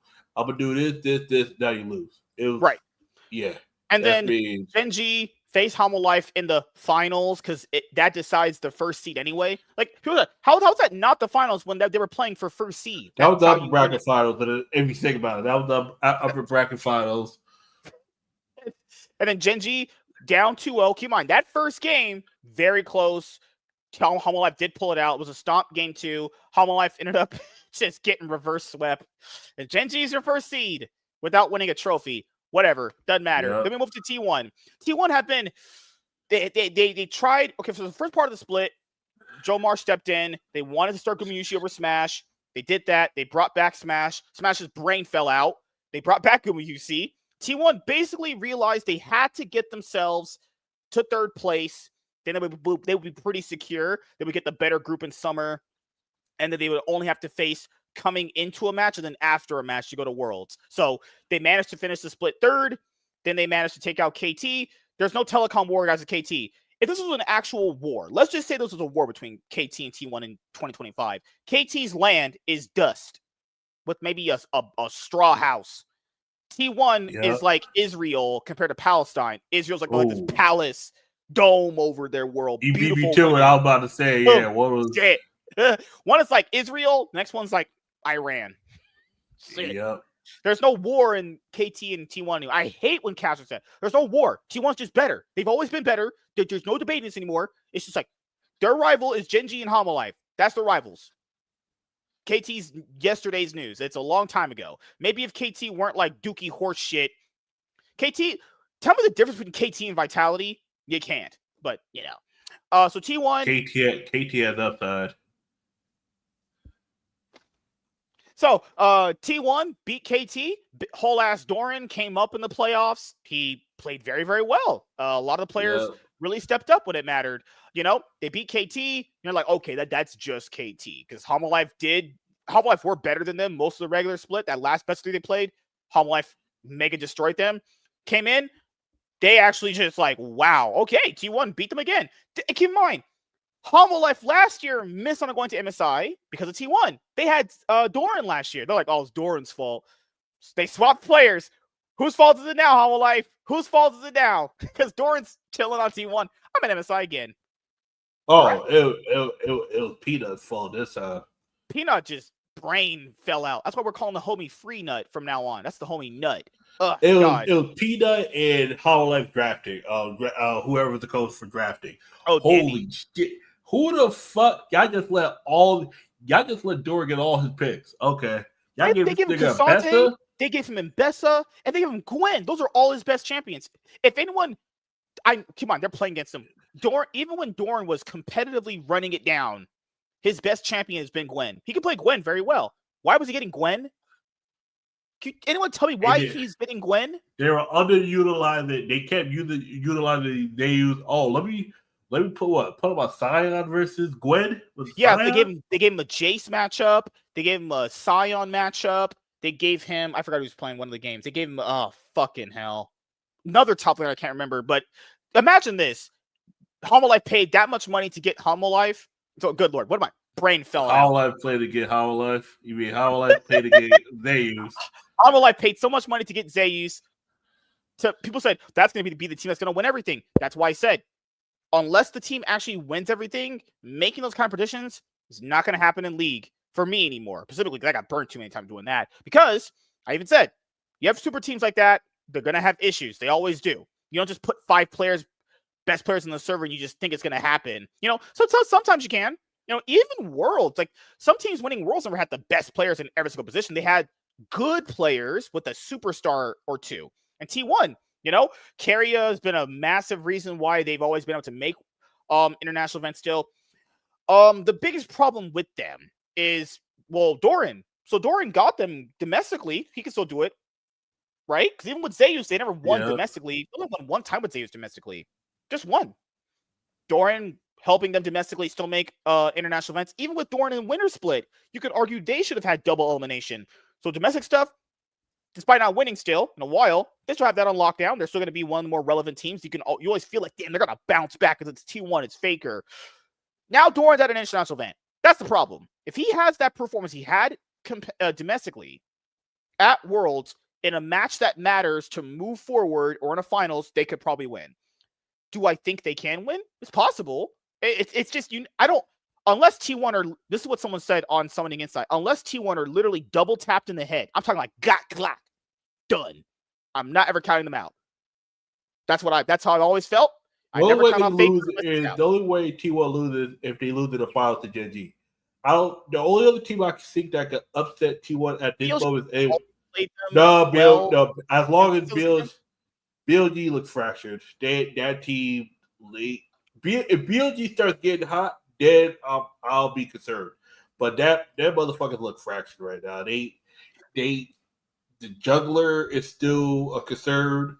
Like even Faker's laning phase, I mean, people would probably maybe highlight that as a problem. He's been playing fine. It's not been that bad. He's been okay. Yeah.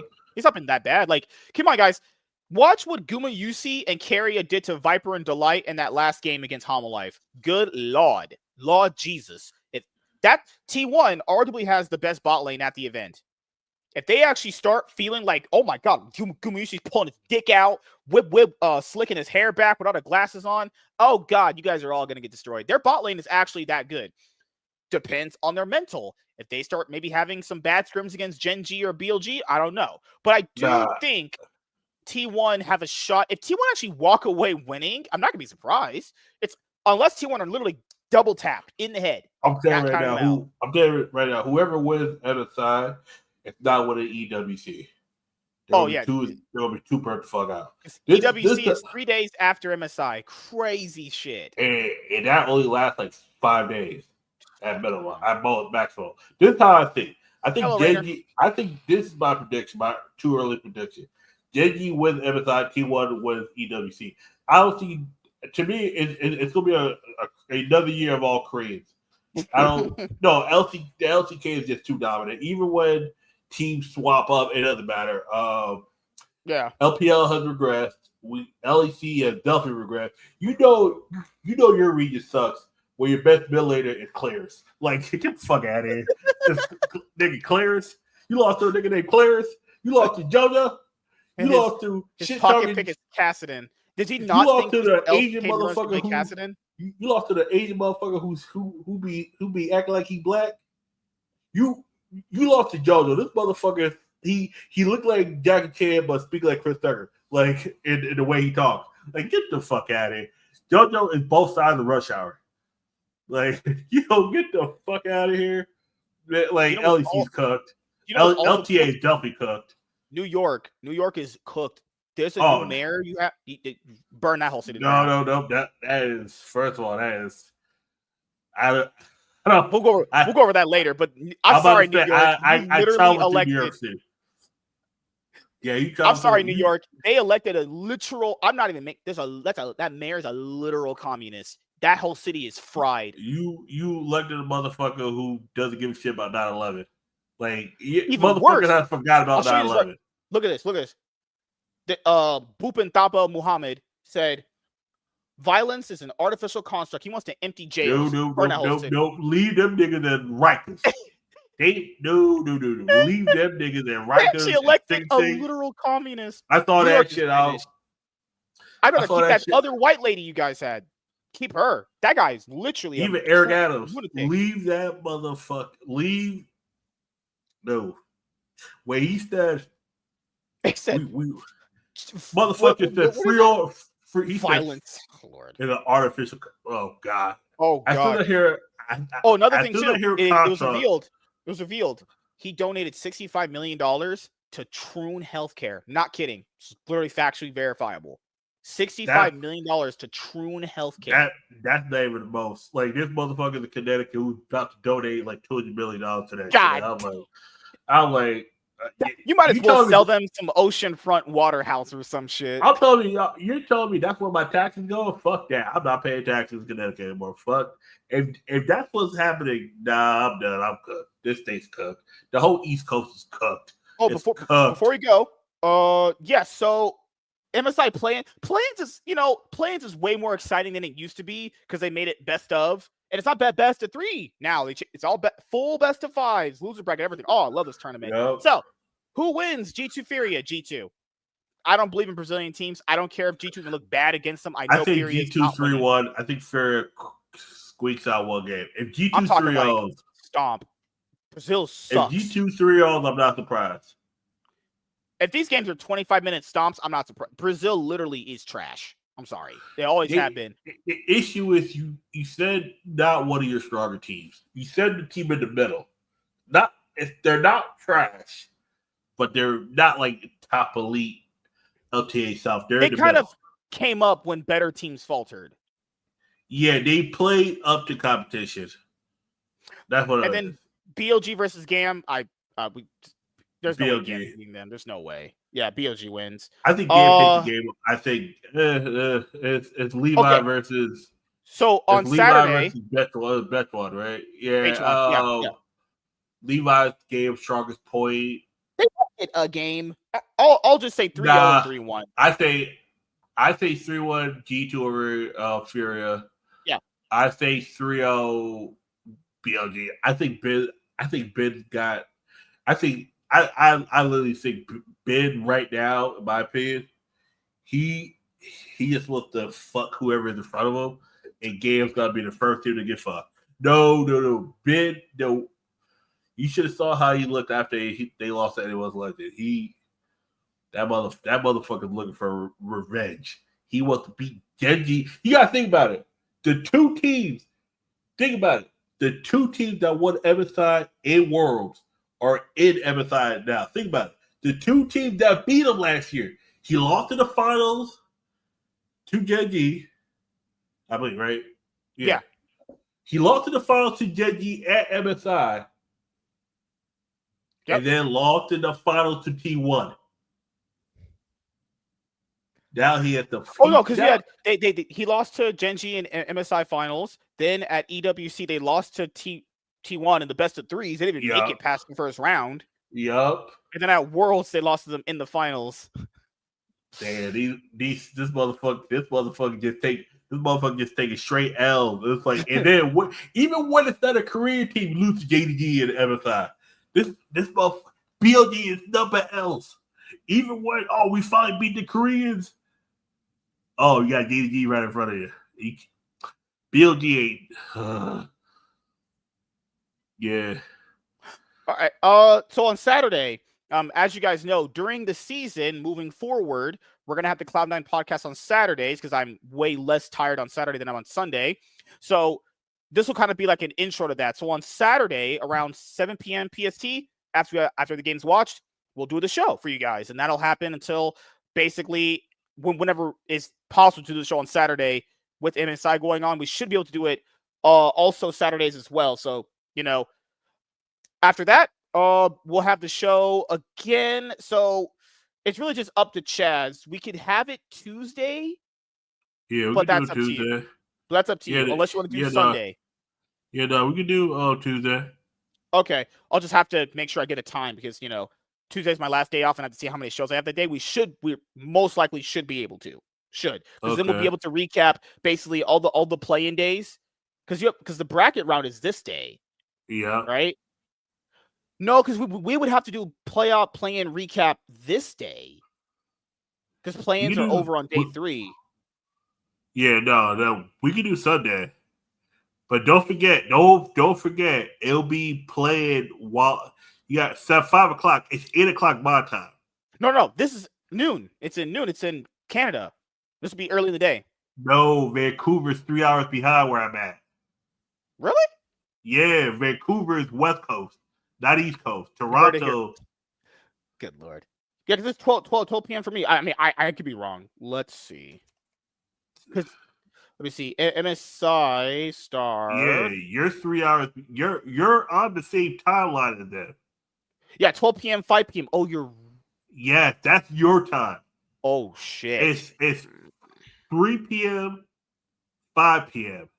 So we said we're gonna do the show Saturday. So 12 p.m. It'll be over for me.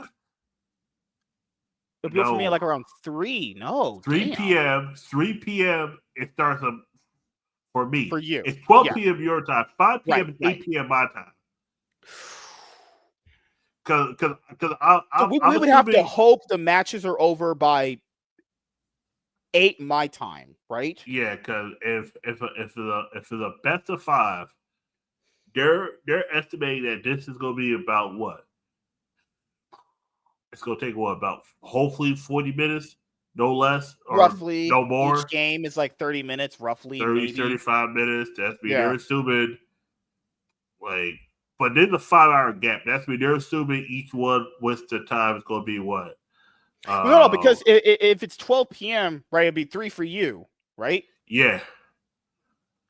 Yeah, we should. Yeah. I'm pretty sure we should have enough time. Yeah, because it's 5 p.m. after that is what would really screws things over. So we'll have to. Yeah. Most likely, we'll be able to do the show on Saturday because we can't. Sunday you go to locals, so So at the latest, we'll be able to have it. Go to locals. Saturday you do. So unless you want to do it Sunday, that's up to you. That's at 5 p.m. Holy fuck! God. Yeah, because that's the last game. That's what I'm saying. Unless you want to just do it unless you maybe want to do it Monday. Yeah, no, we can do it Monday. I mean, But Monday I have the other show, and that other show it lasts to like. I don't know, 8:30 my time. If you want to do it Tuesday, we can do it Tuesday. But Tuesday at a regular time, the game starts. Yeah, that's why we might have to do it Sunday right after. Okay. After the game's over. That's fine for me. I'm off the next day. Yeah, we probably have to pull up whatever. We just gotta hope neither 3-0s. Because if they go to 5 games, this is gonna be a long time. It's gonna be an all time of the night. So, the second show this week should either be Saturday or Sunday, is what we're saying. Okay. Yeah. And because knockouts begin Tuesday, 5 p.m. my time. That's 8 for you. God damn, because I also booked some shit too. All right, man. Come on, I could always. Okay, so looking at my schedule, Tuesday. Tuesday is July 1st. My schedule is I have Lapsed, and then I have the other guy. So I'll just have to just watch it all on the side, honestly. So yeah, I expect the second episode of Cloud9 Podcast either Saturday around, good Lord, 8 p.m. PST or Sunday, 8 p.m. PST. Will you even be alive Sunday around this time? Yeah, I'll be alive. Or dead. Just depends. Yeah, I'll probably be dead as a pussy. Oh, God. Because speaking of New York, because we'll talk this kind of stuff here, New York is screwed. I mean, New York's been screwed, but now we're like, it's confirmed we're screwed. I want people to look into this guy really quickly here. This person named Hubentapi Lee. Oh, I'm not pronouncing this. Muhammad's best friend. This person is quite literally the devil. Literally, if the devil existed, I don't even believe in God, but if the devil existed, that'd be this person. This is how in the world does New York elect it? This person said he wants to empty the jail. Some of these people literally in New York have set people on fire. There's a guy literally last year. There was a girl with her boyfriend. Black guy walked up, looking like a Super Saiyan, Michael Myers, gutted the dude, walked away. Oh, it's all on camera. Wasn't a white guy aggressing a black guy because black people be committing all the crimes here. Straight up murder this guy. He wants to have these people on the streets. People who have literally straight up Michael Myers people. Are you serious? Get the fuck This guy's getting thrown out. There's no way that lasts. How long do mayors last? What, 3 years? 2 years? Some shit like that? You getting thrown 4 out. years. There's absolutely no years. way. 4. There's no way. This person is literally evil incarnate. This man sent like $30 million to Troon Healthcare. He wanted to defund your police, New York police. He wants to defund the police and have less people on the streets. Burn that whole city. Yeah. That city's about to be London. I'm calling it right now. That's about to be the fucking UK. Holy shit. How does that guy get elected? That's terrible. Good Lord. Just when you're out in New York, just carry a gun. That's all I'll say. You know, motherfuckers try to pull you up with a knife.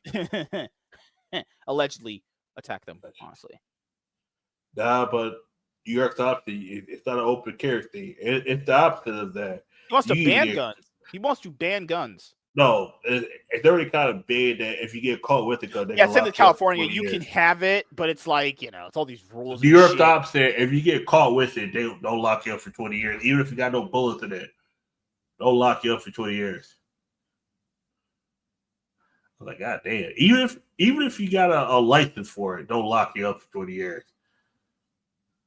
They'll say top squares. Oh my God, you gotta be careful about being in top squares.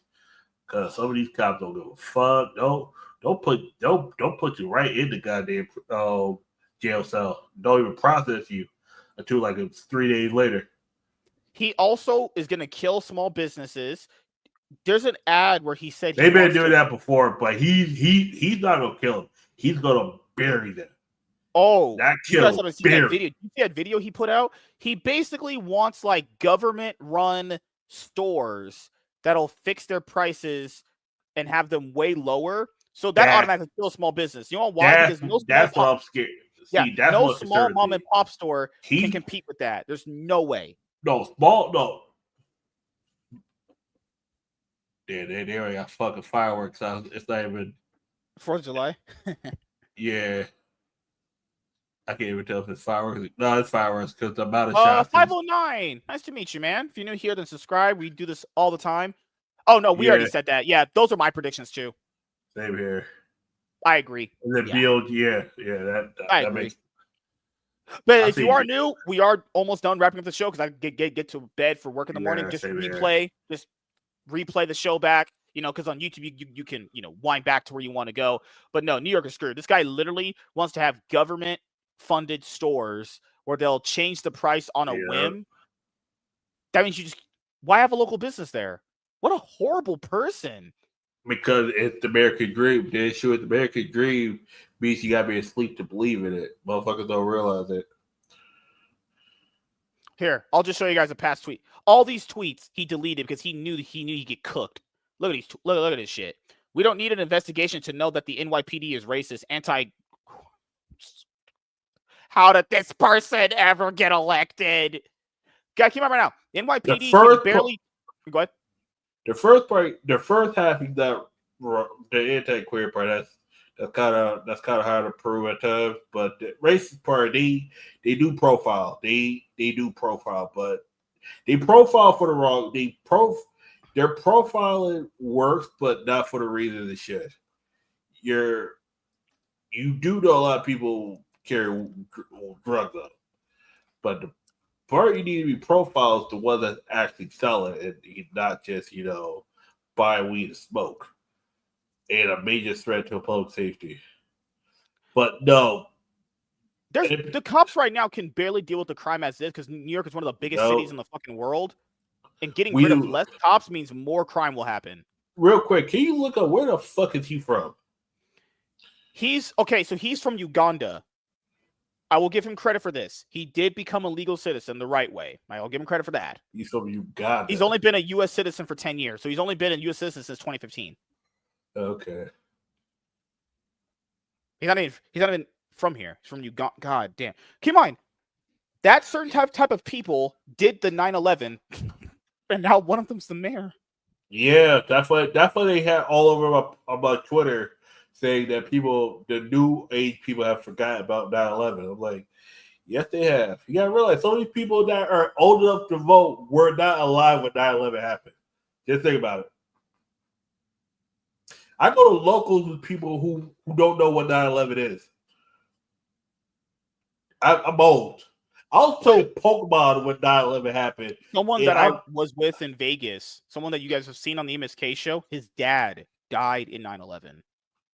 Here on the show. I'm not going to say who. I don't want to cause any problems, but someone I've met in Vegas, I met this person first time. He's been on the MSK show. Dude, good Lord, New York, what are you doing? Did he die in the towers or the plane? Towers, I'm pretty sure. Oh, okay.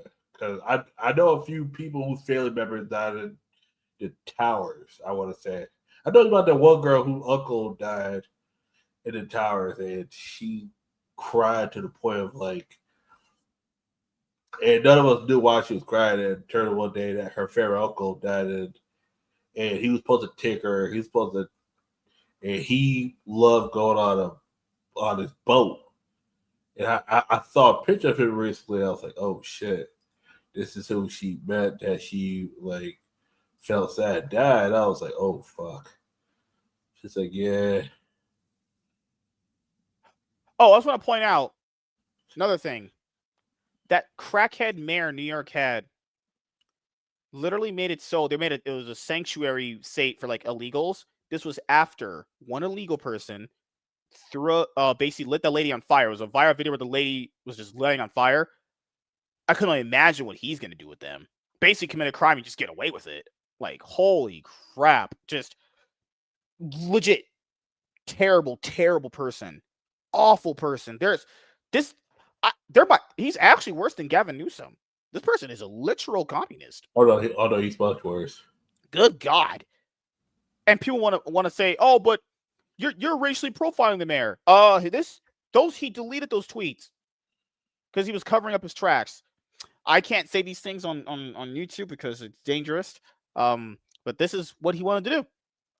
And this is who New York elected. Awful, awful, awful fucking state. He plans to spend $65 million on certain changes. The sad part about he's one of those guys who I feel like was more selected than elected. And the reason why I say that, because there's a lot of people who are being selected recently who are for all the chaotic shit instead of actual reasonable shit. A lot of them are like, oh, was like him. Like, let me do all this crazy shit. I was like, how about you put funding back to the goddamn school instead of worrying about, I don't get it, man. Sex changes and shit like that. That's the last like. That's where they want your hard-earned dollar to go to sex changes. Yeah, instead of actual education, like health, sex ed. Nope, sex changes. Oh my God, Jesus. Yeah, like he wants to. Oh, guys, this is a horrible person. But no, yep, we're gonna wrap it up here in a little bit. Glad MSI is starting. We'll have to play by ear about which day we're gonna have the Cloud9 podcast second episode. Either gonna be Saturday or Sunday, depending on when the games are over. Obviously, yep, play-ins are here. Last year we had FlyQuest get blown the fuck out by T1 so unbelievably bad they mental boom and changed their mid laner. That situation is gonna happen again. Always happens. It's always fun. But anything else you want to say before we head out? You're gonna just take a break on making content right now because you're kind of done with GPO. Yeah.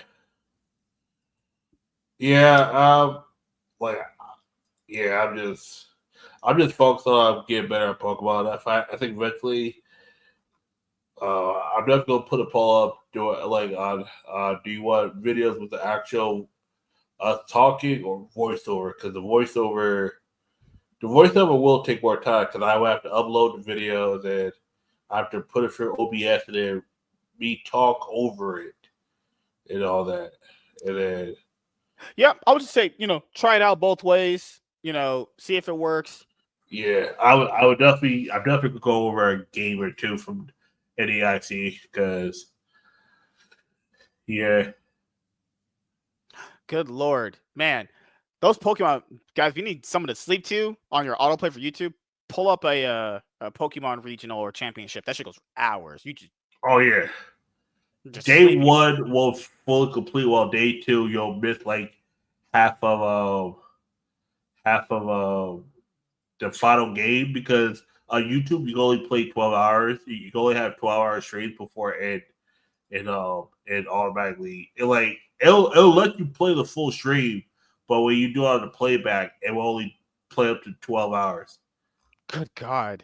Yeah, that's why day 2 was when I said it was long as fuck. Oh, last thing before we go, I almost forgot about it.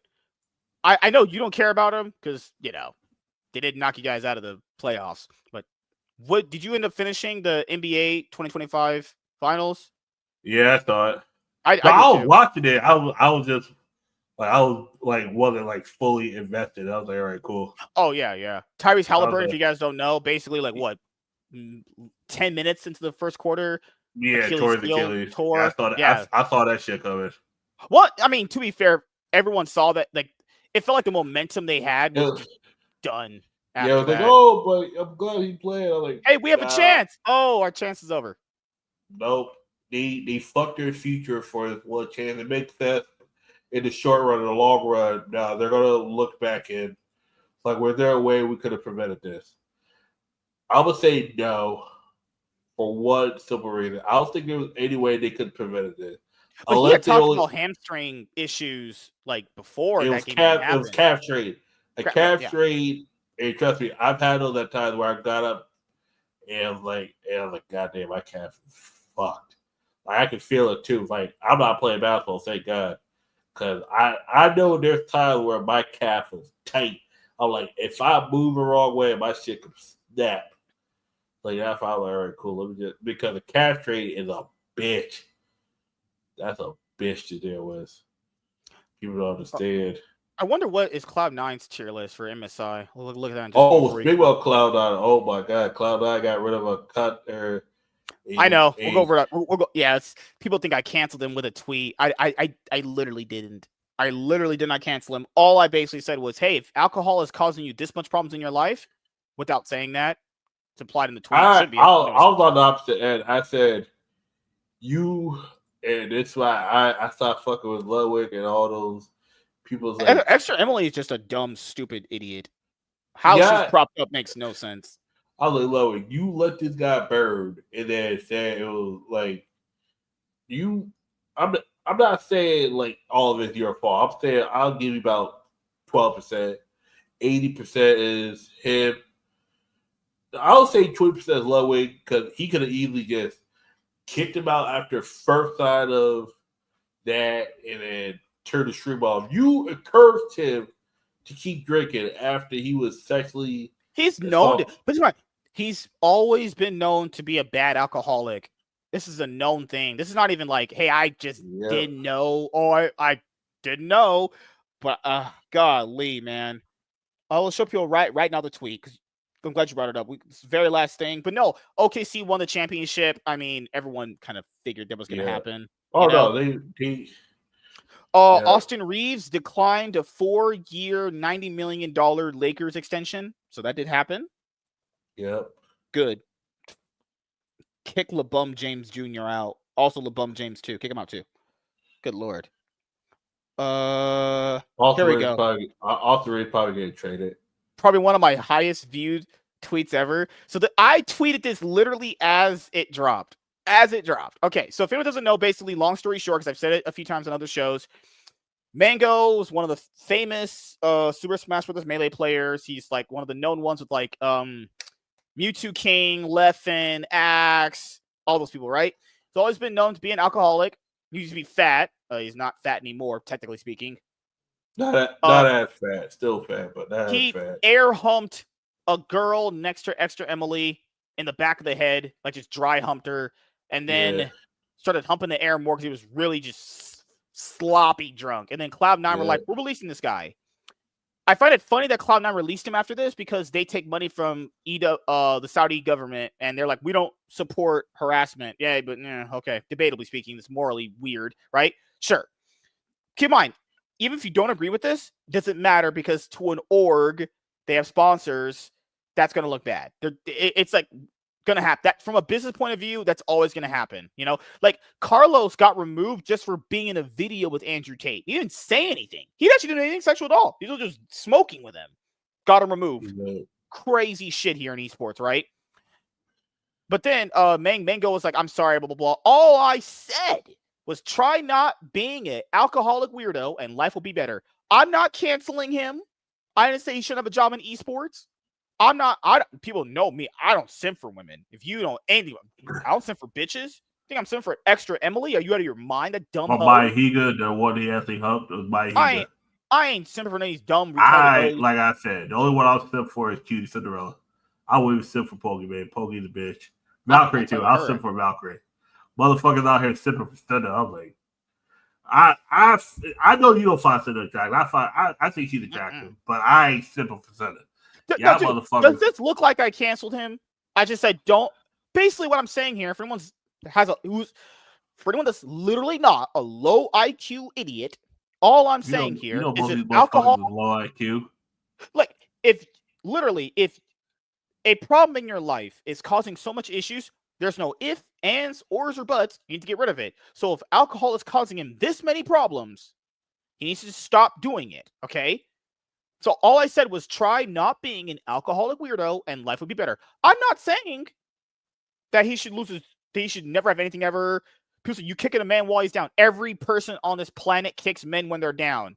Maybe actually even kicked when he's down will make him realize, hey, maybe I need to change. Because no one did that in his life. No one in his life basically went, hey, dude, you really got a problem here. I'll be that person for him. No, you need to stop doing this. I don't care what he did to her. Who fucking cares about these dumb, retarded e-thoughts on these streaming platforms? These women are the most backstabbing, lying, deceitful people on this planet.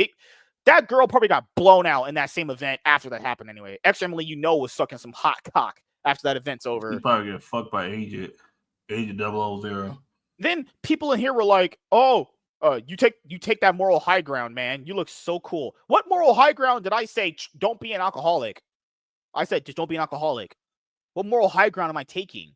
It's causing him this. People that were pronoun in the bio, LGBTQ friendly, all that nonsense. Like my people like, did you side with the LG? No, I'm not siding with them. But I imagine a reasonable person would go, despite orientation of sex, you'd go, hey, wait a minute. This guy is saying basically, don't drink so much and your life won't be as bad. That's all I'm saying. All I'm saying. I asked, what moral high ground is that? Anyone that liked this tweet over this one, I know your ass is a low IQ idiot. Then these people in their replies are like, hey, let's show this guy's channel. Great. Thank you for owning me. You showed my channel to more people. Thank you. Thank you. I have more subscribers than your mom does on her YouTube channel. And we know your mom is one person subscribed to your channel, you fucking little bitch. So, cancel culture. Yeah, I canceled him. I canceled him telling him to stop being an alcoholic. Yep, I canceled him. So smart, obviously.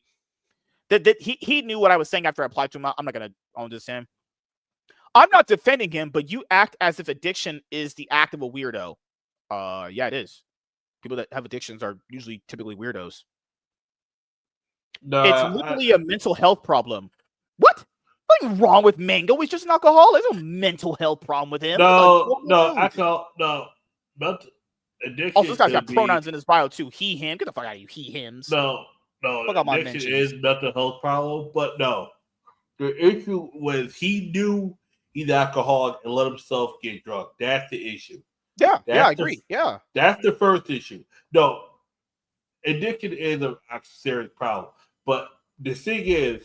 How did I downplay his addiction? I didn't say anything about his addiction. I just said, this is causing you problems in your life. Stop doing it. It's literally that part is understandable. It's not the way some people take it, but that part is understandable. But that's what happens on Twitter. On Twitter, people are like, well, you didn't say the other thing, so that must mean you must think the other thing. It's like, no, I never said that. I never said those things. I just said, hey, this is causing you so much problems in your life. You just Done. Just my time to give it up. Yeah. This fucking pronoun weirdo. This is all stupid. He's already acknowledged and made plans to change. Cool. That's fucking great. Awesome. I don't know why you tell me that. I don't care. He's got a great life. Had fun. That's it. Okay. Yeah, sure lost his job. That's good life. Lost his career, more or less, as well. Nice tolerance. Yeah. Tolerance of what? Oh, okay, people are weird. Who are you again, bro? Oh, thank you for showing my content to more people. Mango isn't a bad person. Never stated he was. Never stated was a bad person. Alcohol is the bad person. No, you're the problem. Good Lord. Always blaming something else. Alcohol's a people. substance. That's what you. Alcohol's not a person. It's a substance. Yeah. Alcohol's. It's not him that did it. It's the no. He's the one that did it. There's too many people. There's too many people I blame. I would say 80 to 90% of it is Mango for himself for drinking, and 10% for Lowen for not taking action earlier. Look at these racist. If you people, I don't usually care. People say racist-esque things. I mean, I don't perceive it. It's just I just clip it and be like, all right, cool. That's your take. You didn't say no action. You just say okay. No one's telling me I'm wrong here. Not a single person told me I was wrong in this. They just gave me some bull.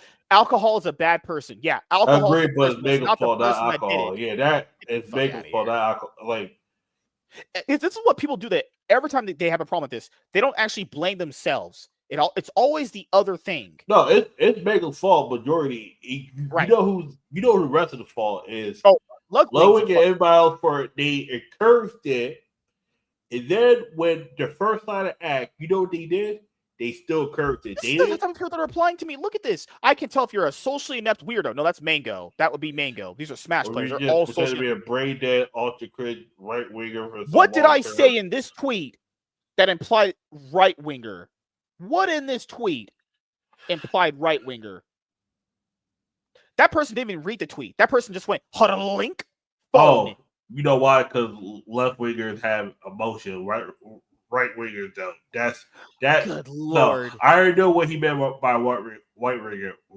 I'm the Twitter weirdo. I'm the Twitter weirdo. Because I'm not an alcoholic. Like, what the heck? It's like, call me ragged. How am I? Look at my profile. I voted for Trump. Bill Clinton cigar, Jesus.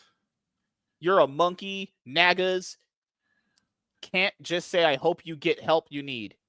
Nagas gotta try to verbally disrespect the people where that's the reason why he's in the way he is. This is the he's not wrong. No, you gotta realize there's two ways you could do it. You can be like, all right, cool, hey man, we're gonna hope he gets help and hope for the best. I guarantee you people have tried to help him do that. People have probably told him to do nice way. Hey man, I think you might need to stop. It's not working. Coon tape. And there might have been people that told him both ways. It's like the thing is this: if he's not willing to get help, you can only do so much before you gotta let someone lose it all. And that's the thing too. Sometimes you just gotta let a motherfucker lose it all in order you realize. Yeah, it's like that old saying of I'll let you. It's the one where it goes like I'll let you find out for yourself kind of thing. Yeah. Yeah. Like this thing is. Let's use this argument right now, guys.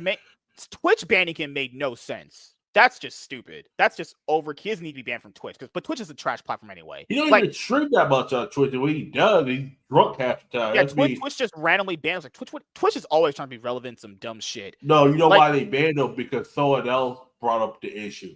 He was drunk on his own stream and he wasn't getting. He's always been drunk on his own streams. This is how I know this is because of Ludwig. Ludwig's the one, and Lowen brought up and the people. And you know who's one of the golden childs now of Twitch? Extra Emily, because she got all this clout from Streamer University. Everyone wants to work with Extra Emily and Maya Higa, who does the sanctuary, the animal sanctuary. You got to think about it. He fucked around with 3 of Twitch's golden childs, and Alteras are either way. You air humped Maya Higa, you made her and Extra Emily uncomfortable, and then this was on a low stream. Low was encouraging get drunk, this and all that, be stupid, and then now you want to be like, "Oh, I'm so sorry." And this, so like, you encouraged it, motherfucker. Like, you wasn't helping either. You can't say, he's not going to get blamed because Lug hell means no. everyone's golden child. He can't do because no wrong. it's not lowering. Okay, in the court of like civil court, criminal court, he's not gonna get blamed. He's just gonna get blamed in the court of public opinion, and that one really doesn't give a fuck. But that sometimes that's just a precedent where it's like, oh, I might not do this again. Oh, I'm not gonna invite him again. You shouldn't invite him the first fucking time because that's not the first time he did something at one of your events, but you invited him back. You already knew what the fucking event was. You knew how it ran. You knew who this guy was. You invited him and you encouraged him to get drunk. You encouraged him to do reckless shit. Am I saying it's your fault? No. But is there some blame that can get passed to you? Like the onus is on him for why it happened. Yes. You could have stopped it. You could have ended the stream, kicked him the fuck out. If he's sloppy drunk like that, he just needs to be kicked out. Sorry. Yeah. Like you I'm not gonna blame what happened to the lady on Ludwig. But I'm gonna blame him not stopping it when it happened the first time on Ludwig. You knew this, and it was done on fucking camera. Mango I'm not blaming Mango getting drunk on Ludwig. I'll blame the shit that happened after you encouraged him while he was drunk. That's where I'm looking at it, like, what the fuck are you doing? Because I knew this motherfucker. I saw this shit live. It's hard to take Borg seriously when they're taking money from the Saudi government. It's like, come on, what are you doing here? Like, it's hard to take any of you seriously. It's so two-faced. Like all these women e-thought streamers are always two-faced as fuck. But it's one of these things where if I suggested, hey, this is causing you so many problems in your life, how about you stop doing it? Then a bunch of people went, Walter, how dare you suggest that? I would agree with that statement if Derry knew the situation. Derry know his situation. He's been known to be an alcoholic. It's not. No, I agree. It's not their job to be responsible for an adult, but there's a responsibility where you know there's a certain limit you need to cut off. You know, someone's an alcoholic. You know, if you're right, you could not invite him in the first place. You could just say you're not invited.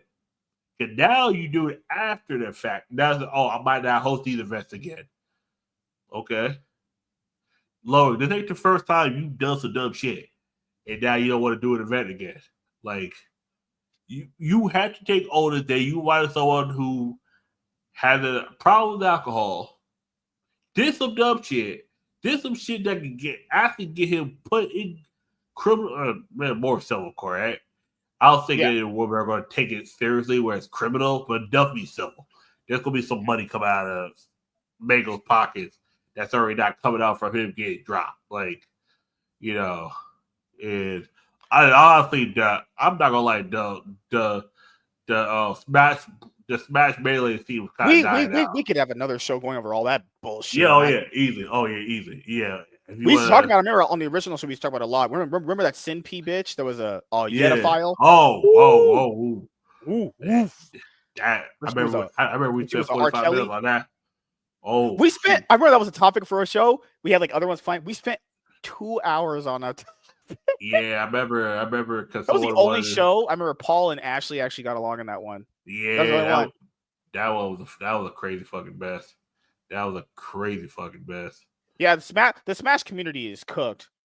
That community. I'm not gonna lie, the Smash community was cooked for a while. Like I was out.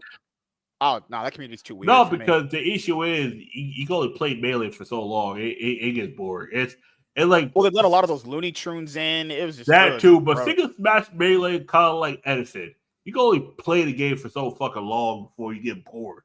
Like because it's there's no update to the game. It's you know what I'm saying. Smash Melee is all they wanted from what I know because I play Melee forever. I do like it. I used to go to locals for Smash and everything. It's not that I don't like Smash. It's the community. People just fucking it's much worse. I remember it's even worse than Yu-Gi-Oh. People think Yu-Gi-Oh. No. Oh no, it's much worse. The nerds stink. People are insufferable. The fucking game. I mean, those are my main two things, and it's just the Looney Tune aspect of it, getting people canceled, is just not my thing anymore. I just can't do it. I mean, playing Melee is fun. I like playing it. It's just more like,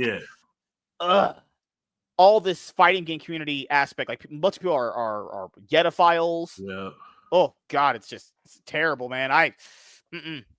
I'm good. It's this thing is, I don't know how Mango bounces back. I mean, you can. I'm not saying he shouldn't. But his time on Cloud9 is over, which is crazy. It's so bittersweet. It's just. Yep. It is. It's crazy. Yeah. And these girls have so much power now these days. It's not even that. It's not even that. It's not even the girls that's the issue. It's Mango himself getting drunk, and he deliberately doing it on stream. It's not like he's doing it off stream, and then they pay it to him. It's the girl itself, yeah. But then Loic's not doing anything at first. You're sexually assaulting these women on stream. Loic's just kind of egging them on. It's like Valkyrie's there. Oh my God, guys! And then everyone wants to be after, like, oh my God, he needs to be banned. It's like, yeah, of course you got to do that bullshit post PR shit. I'm like, that fight to me is all fake and shit. And it's like, of course, like I said, I'm not putting any blame on anybody that's not Mango. Mango deserves about majority of the blame. I'm saying you have a responsibility. Sometimes you don't need to invite everybody you're cool with to the party. I've known that. I'm in high school. I learned that lesson a long time ago. Yep. Yeah, I learned that lesson when people did invite me to certain shit. I was like, cool. And then I was cool with people, but like I knew when I wasn't getting invites in that last group I was a part of, I was like, all right, I'm good. We can just be good on all this shit. Yeah, I'm saying no one owes me anything, but I knew the vibe. Same thing, dude. Same thing with here. It was like when I was getting invites to certain things you weren't getting invites to, but those are people you already knew. I knew you were fucking with, but I was still cool with. But when there's people who I saw I was cool with, and you and I saw we were cool with, and we weren't getting invites, I was like, oh, okay. All right, gotcha. But it was like, oh, we still cool. So I was like, why? Oh, all right, cool. Gotcha. We cool, but we only cool to a certain okay. And it's like and I'm not even saying people like owed me to invite. I mean, it's people vibe with and click with whoever they want. But we can go in detail more because we could go over the actual video of what happened eventually. But yeah, but that the whole C9 Mango situation, it's the main thing I want to say is if you know you have an issue with substance, you have to understand. Like whatever that substance is, whatever that vice is, you gotta be able to control yourself. All I'm saying is I didn't cancel him. Shit. Well, yeah, the thing is you can't do stupid shit under the influence. You're sexually assault women on fucking camera.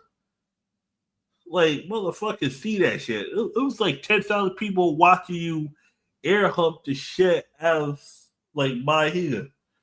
You air humping the hell out of her. And actually, Emily was just laughing. Her goofy ass. She was goofy. Actually, Emily was a goofy bitch.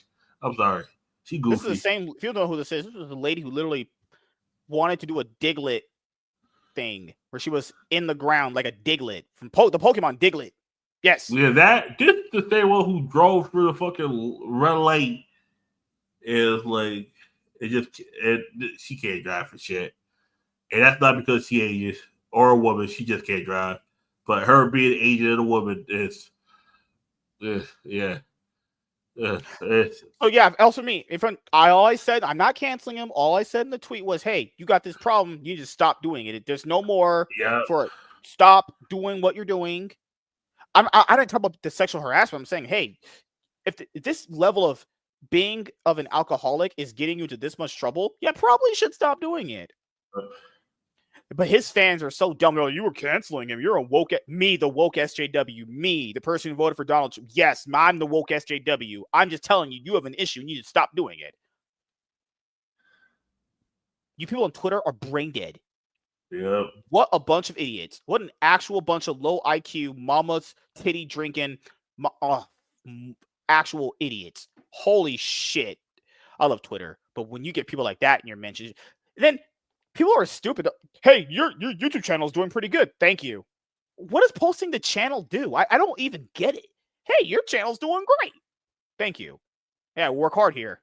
Thank you for telling me that. What is posting the channel doesn't attack that's attack? No one said I was wrong. Not a single person told me I was wrong. Not a single person, because they knew I was right. That's how you know you got motherfuckers in a headlock. That's how you do it. Game, checkmate.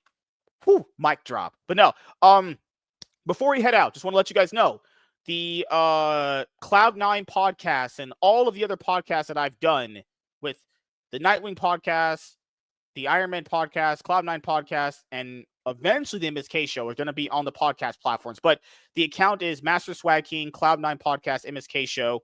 You can check out the podcast episodes on podcast platforms if you can't watch the show live or on the replay because you're at work or, doing whatever. I have the show with me and Lunchbox Warren tomorrow, Saturday, Sunday. We should have the Cloud9 podcast. It's there on the schedule, but if we can't make it happen, then we'll push it to Sunday, obviously, and I'll just stream League instead. And then after that, that's pretty much it. Hopefully you guys had a great, day. Hopefully you guys have a great weekend because MSI starts Friday, which is awesome. One of the best tournaments of the year starts, and I can't wait for it. Can't wait to see T1 lose. Love seeing T1 lose. You sure about that? They're probably not losing shit this tournament. This tournament's a little bit stronger teams in first stand. It's going to be between Genji and T1 in the final. Hopefully. That's if Genji make it that far. Hopefully. Barring upsets, Genji and T1 should make it. I think Genji got a better chance. People always say that. I mean, I don't think it's going to happen. Hey, who knows, man? Maybe it might be FlyQuest T1 finals. Okay, that means you know this. That means you know this tournament was trash. If FlyQuest and T1 make it, T1's 3-0. If it's not a Korean or Chinese team in the finals, that final is about to be whack as fuck. What if it's FlyQuest versus Koi? Shit. Or imagine calling Whippo an international champion. God damn. Oh, Jesus. Or imagine calling Claire as an international champion. Jojo Pion, international champion. People are going to say he's the best mid laner in the world. All right. No, enough of that reality. Holy shit. Yeah. So, thank you guys for checking out. And then Claire's going to be like, oh, man, I'll bet it fake her intro. I was like, okay, yeah, keep talking that shit. EWC's right around the corner. And guess what? One of those motherfuckers. Please, Genji. If Genji win 2 MSIs, I'll be happy if G2 do something here. But Genji's here. I just hope they win. Hope they make just don't have FlyQuest win. I don't give a fuck about anybody else. Yeah. People are like, because James is always like, you should root for NA. I don't have to root for. First of all, I don't root for anyone I want to root for. Second of all, I'm not a FlyQuest fan. I don't care if they do. Yeah, I am not. Like if you're a FlyQuest fan, that's cool. Yeah. But I root for teams that I root for. I don't really care if FlyQuest do well or don't do well. It has no bearing or effect on me. I don't care. Chovy versus Clarence in the finals. Ruler versus what the fucking hell? Super. Skewon versus Canyon. I need to see it. I need to see Clarence versus Chovy. I need to see that. I need to see that for research purposes. I need to see Burr versus Keen. Oh.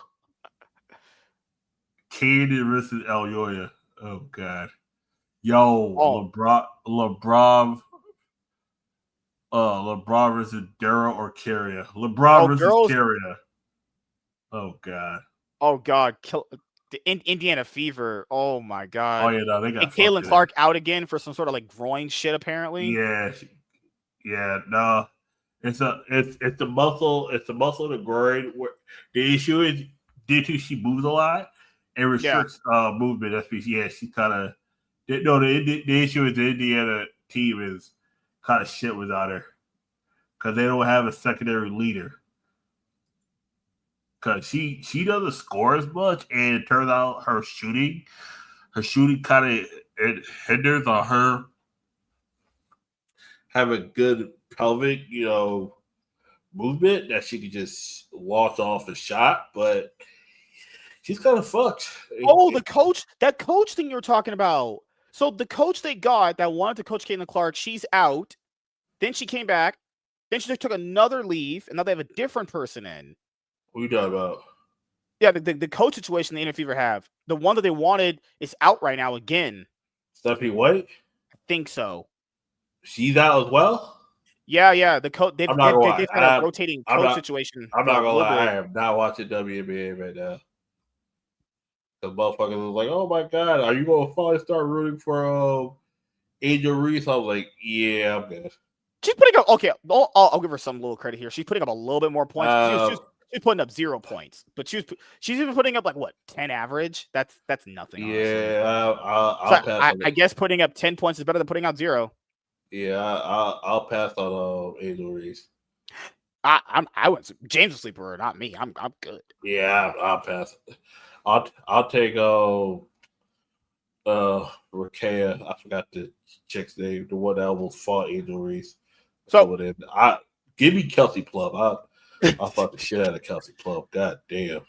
All right. So thank you guys for checking out this episode of the Cloud9 podcast. We will be black here. Joking. So all jokes aside, thank you guys for checking out this episode of the Cloud9 podcast. We will be back here either Saturday or Sunday with the other episode. And yeah, MSI 2025 begins Friday. We'll see who's going to win this tournament. This is going to be a grueling tournament. And I just need NA to get a reality check, or EU. That's all I'm asking for. LTA is trash. Can't wait to get FlyQuest to be absolutely exposed. Can't wait for it. You love to see it. So